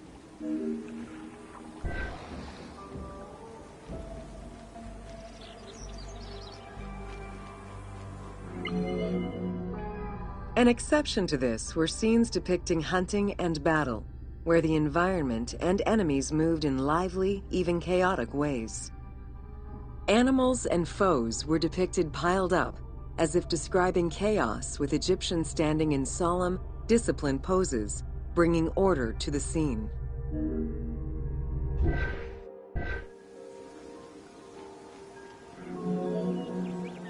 Reliefs could be either in high relief or low relief.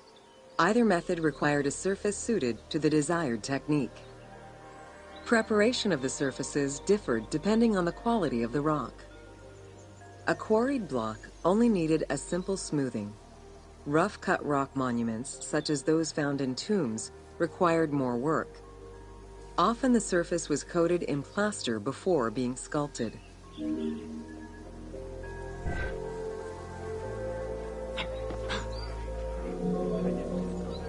For reliefs, preliminary sketches were drawn in red, then framed with a red grid to position the elements of the scenes. Corrected sketches were in black, and once approved, the scene was ready to be carved. This method likely explains the name given to relief makers, the one who draws the outlines.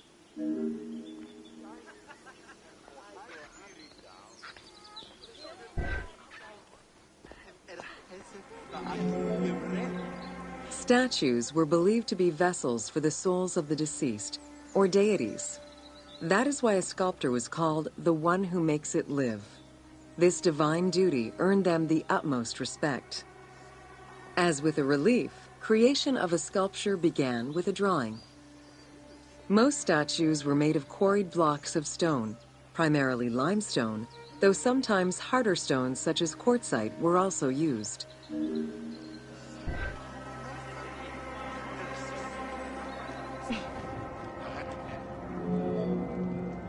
In ancient Egypt, the profession of crafter was organized and relied on a specific hierarchy. Most artisans depended on an institution to provide them with raw materials. There were 3 working levels for craftsmanship: domestic, large estates, and within palace and temple workshops. Some royal workshops, at their largest, covered an area of about 2.8 square kilometers in size.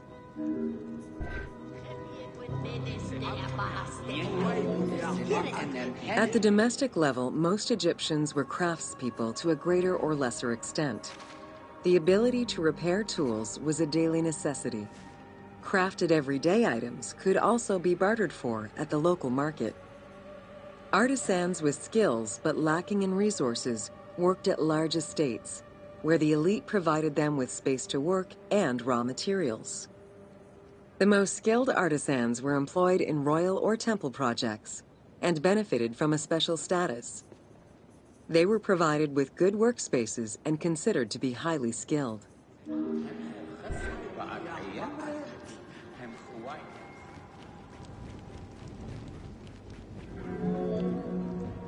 An ancient text known as the Satires of Trades has a number of descriptive summaries that offered teasing glimpses into how artisans were perceived. A coppersmith was said to stink and have fingers that resembled crocodile droppings, while potters were said to be like those who lived in bogs. This view was likely exaggerated in order to highlight the most enviable position of all, that of the scribe.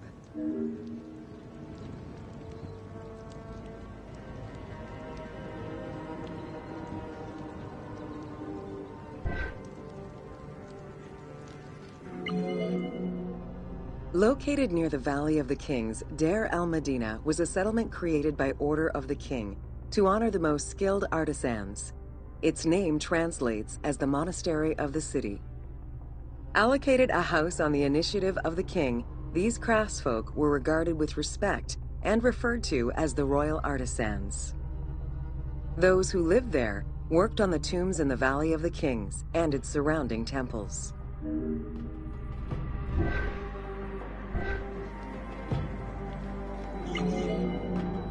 Archaeologists believe the site was home to skilled and respected artisans for over 400 years. It is considered one of the most important discoveries relating to Egyptian daily life. While much of the focus of Egyptian archaeology was on its kings and queens, it wasn't until the excavation of Deir el-Medina that Egyptologists were given a valuable window into the community life of ancient Egyptian artisans.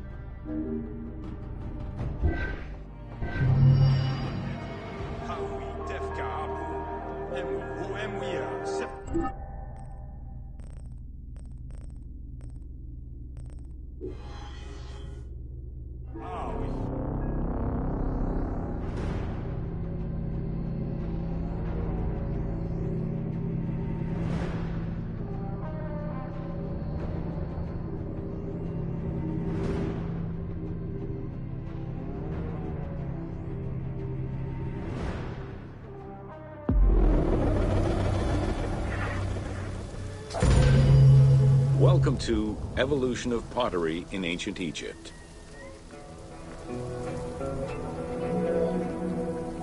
Excavations all over Egypt have uncovered enormous quantities of pottery vessels of all shapes and sizes. The production of pottery was mainly confined to the outskirts of settlements due to the materials required and to keep the kiln smoke away from inhabited spaces. The function of the product determined the selection of the raw material, its treatment, its form, as well as the finishing of the surface.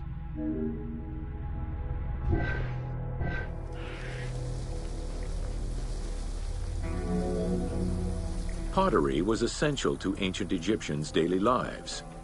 It was used in all aspects of life, from the storage of grains and liquids to containers within the tombs of necropolises. The most common pottery was made from Nile silt that resulted in a reddish-brown clay. Limestone clay, which made for more attractive pottery, was only found in Upper Egypt.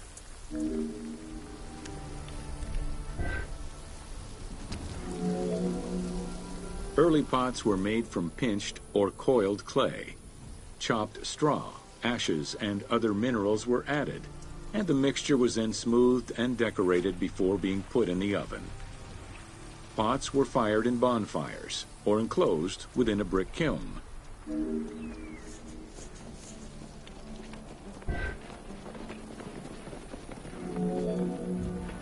The potter's wheel was utilized during the Old Kingdom. Pottery became smoother and more polished, similar to river stones. It was decorated primarily in red pigment, with the black color achieved by exposing it to smoke.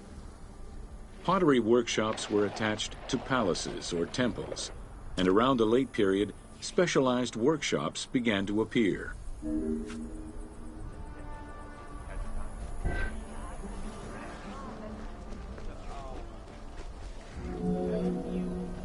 Quartzite particles, which created the rich blue or green glazing, became common during the New Kingdom.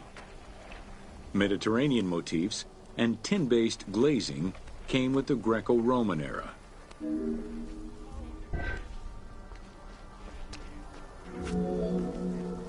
Potsherds could be found anywhere and were the most common canvas for writing or drawing, in comparison to the more expensive papyrus sheets. Named after their Greek description, ostraca contained daily life records, letters, or could be drawn upon. Artists drew sketches for temples and tombs, or simply for leisure.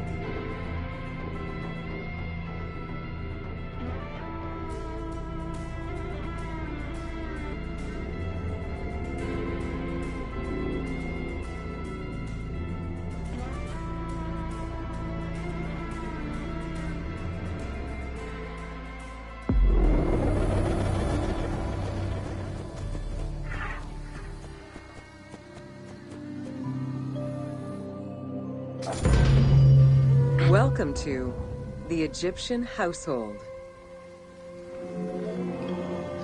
In pre-Greco-Roman culture, women were considered equal to men in many matters. They owned property, testified in court, could divorce and inherit. Until the Greeks and Romans restricted their rights, Egyptian women could take over their deceased husband's trade. Marriage contracts included mentions of allowances and items of value brought to the marriage by the woman, which would forever belong to her.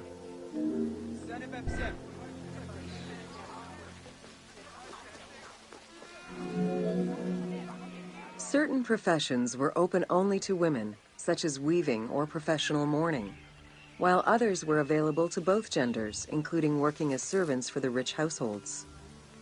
Social status did have an impact, though. The higher in status, the easier it was to obtain education and access different professions.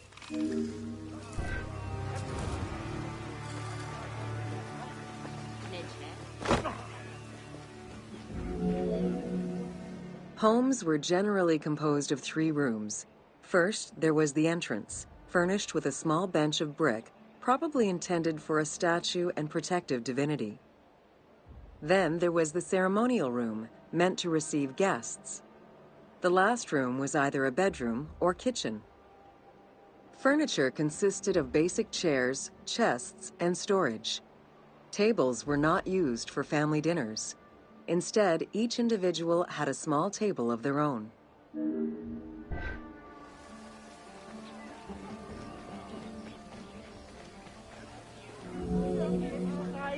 Marriages were a social contract rather than a religious construct. Family was vitally important to ancient Egyptians, and children were considered a blessing from the gods. The father, mother, and their children were the nucleus of the family, and cohabitation sometimes extended to mothers-in-law, sisters, aunts, and sisters-in-law.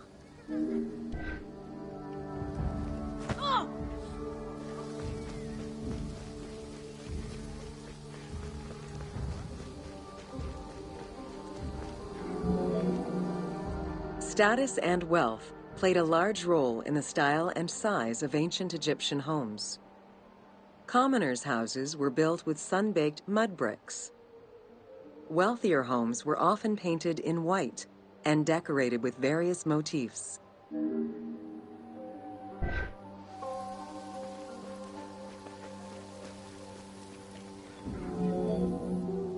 Town officials and the rich lived in mansions with numerous rooms that were luxuriously decorated. Only temples and tombs meant to last for all eternity were built with stone.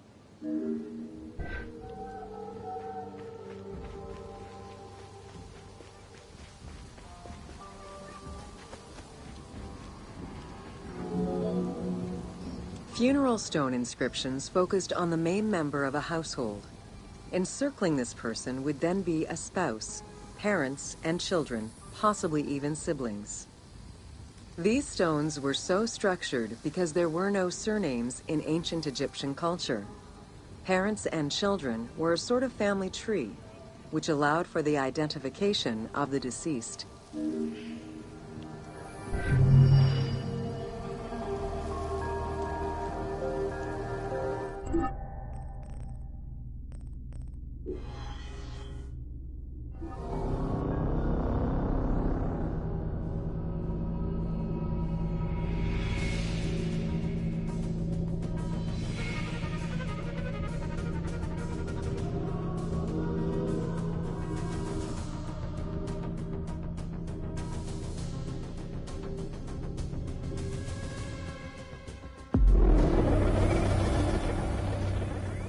Take your time.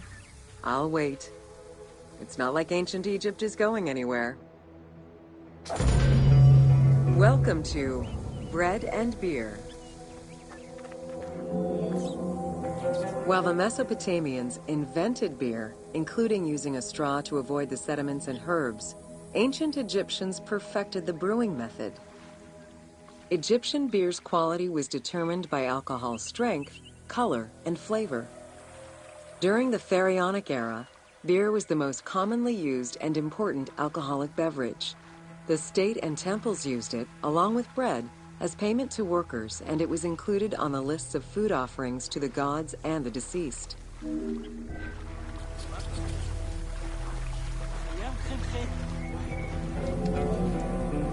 Beer was the popular drink of ceremonies and festivals. The Festival of Drunkenness was even dedicated to it. Considered to be quite nutritional, beer was also significant in the day-to-day lives of ancient Egyptians. Egyptian adults and children consumed beer with all of their meals, and medical texts include hundreds of remedies that contain beer. It remained the most popular alcoholic beverage until the Roman era.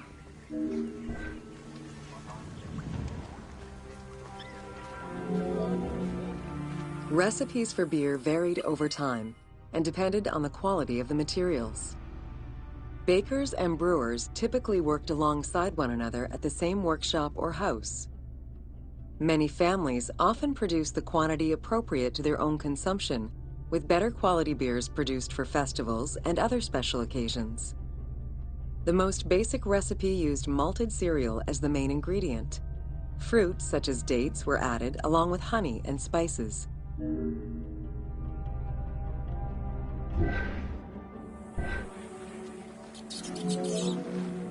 Once baked, bread would be crumbled into the brew to start the fermentation process. Adding grain enzymes would break down the starches, turning them into sugar and creating a thick mash.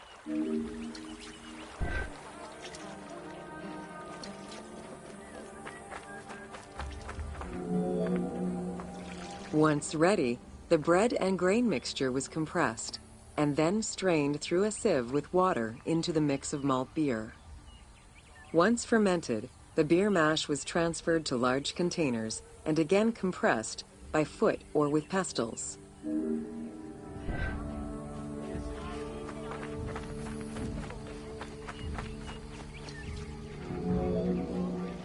Once smooth, the beer was stored in pottery jars and sealed with a clay stopper. It probably couldn't be kept for long and likely had a thick, pasty appearance and texture. Very little was wasted. Leftover grains were reused to make sourdough bread or combined with the next batch of beer.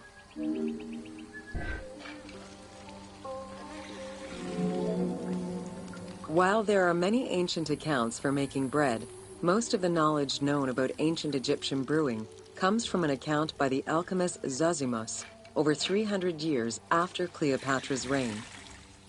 More recently, Dr. Delwyn Samuel, an archaeobotanist, has proposed alternate antique techniques to brew beer. However, experts are unable to replicate an authentic beer since not all of the techniques and ingredients used by ancient Egyptians are known yet. Food was prepared on the floor until the Middle Kingdom, when cooking benches were introduced. The introduction of durum wheat improved bread quality, meaning that the upper and middle classes ate better. The poor, however, still made do with a diet consisting of a gruel made of vegetables, softened bread, or barley.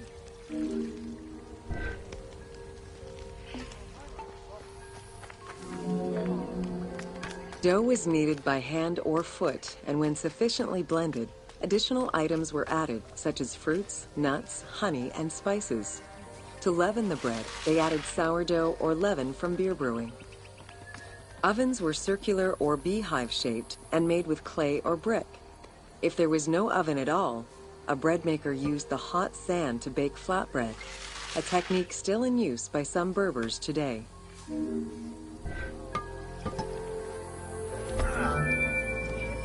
Ancient Egyptians always had to fight off the omnipresent sand particles that were blown towards them. Despite their best efforts, sand regularly made its way into their food. Additionally, particles from the grain-grinding stone tools and ovens they used also contributed to attrition and prematurely worn teeth. The team tried to portray this through toothache animations and commoners sweeping sand off.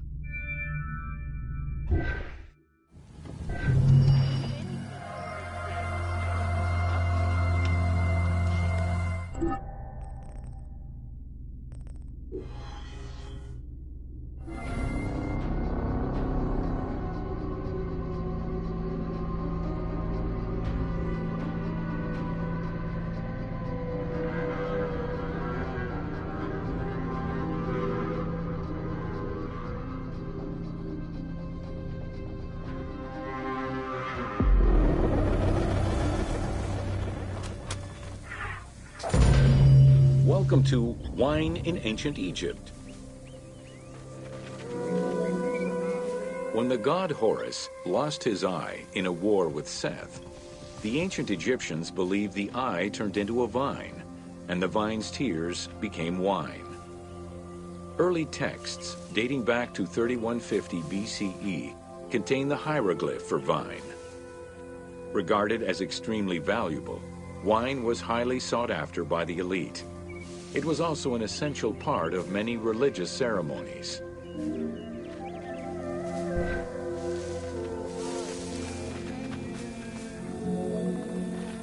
A millennia-old tradition. Grape cultivation and wine production was regimented in the way typical of ancient Egyptian bureaucracy. Egyptians kept careful records of winemakers, which they clearly identified on labels. Every landowner with a modicum of self-respect usually kept a vineyard. This held particularly true in the regions of the Fayoum and the Nile Delta.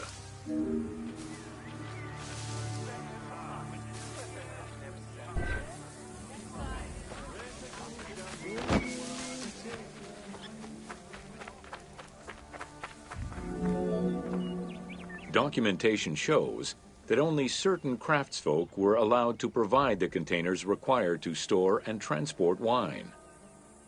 That and rigorous quality control checks established for every step of wine production shows that ancient Egyptians knew that the quality and longevity of wine could easily be affected by any number of variables, which they paid careful attention to.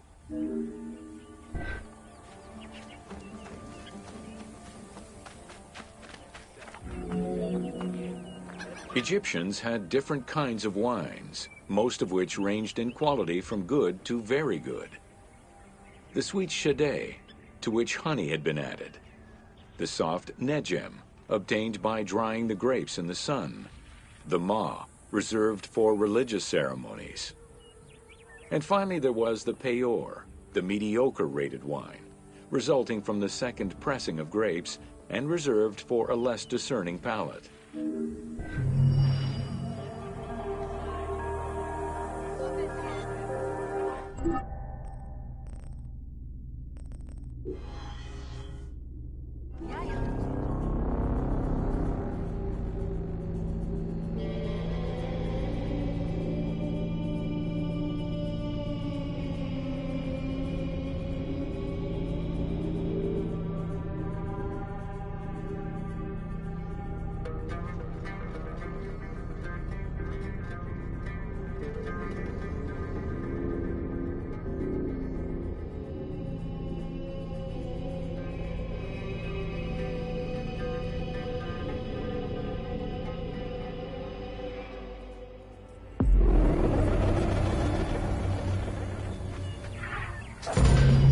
Welcome to Oil in Ancient Egypt.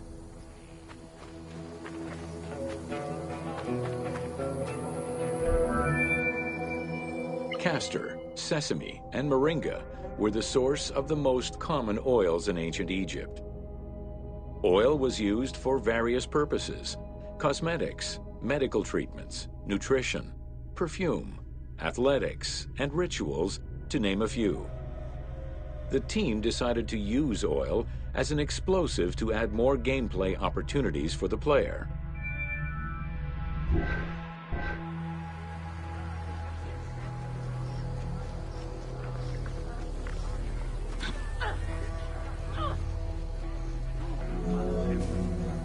Ancient Egyptians originally used castor oil in wick lamps, but also for cosmetics, such as facial and hair treatments.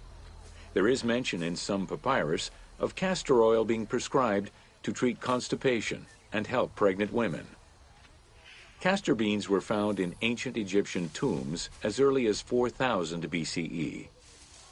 Castor oil was made by pressing the beans from the plant of the same name.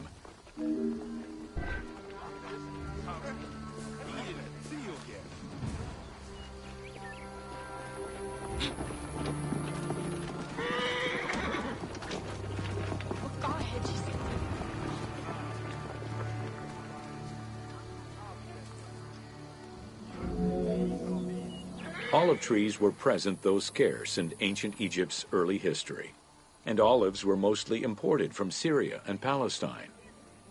Their use and cultivation remained uncommon until the mass arrival of Greek settlers during the reign of the Ptolemies, when demand increased sharply. Olive trees were normally found in the region of the Fayoum and the lands surrounding Alexandria.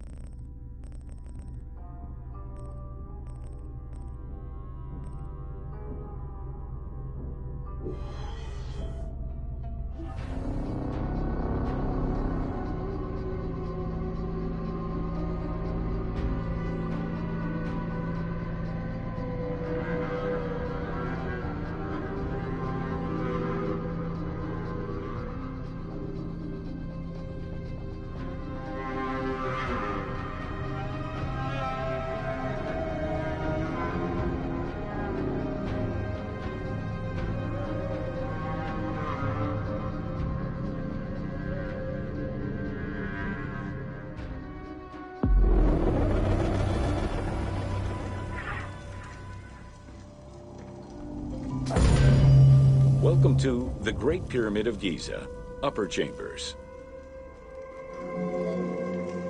At the entrance of the ascending passage are 3 granite flagstones estimated to weigh up to 25 tons each. They were used to protect the Great Pyramid from thieves. Undaunted by the granite blocks, the thieves simply dug into the softer limestone around them, thus creating the robber's entrance.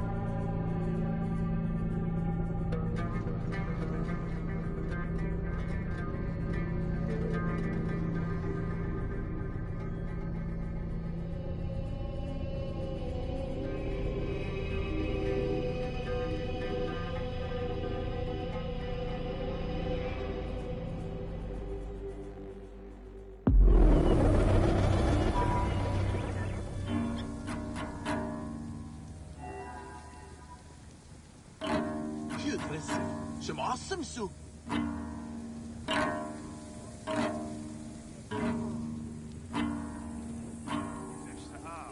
Numes neo Gideon?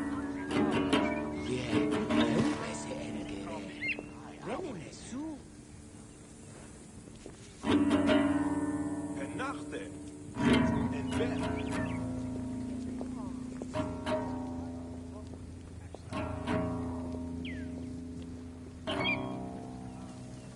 Zie je de goeie.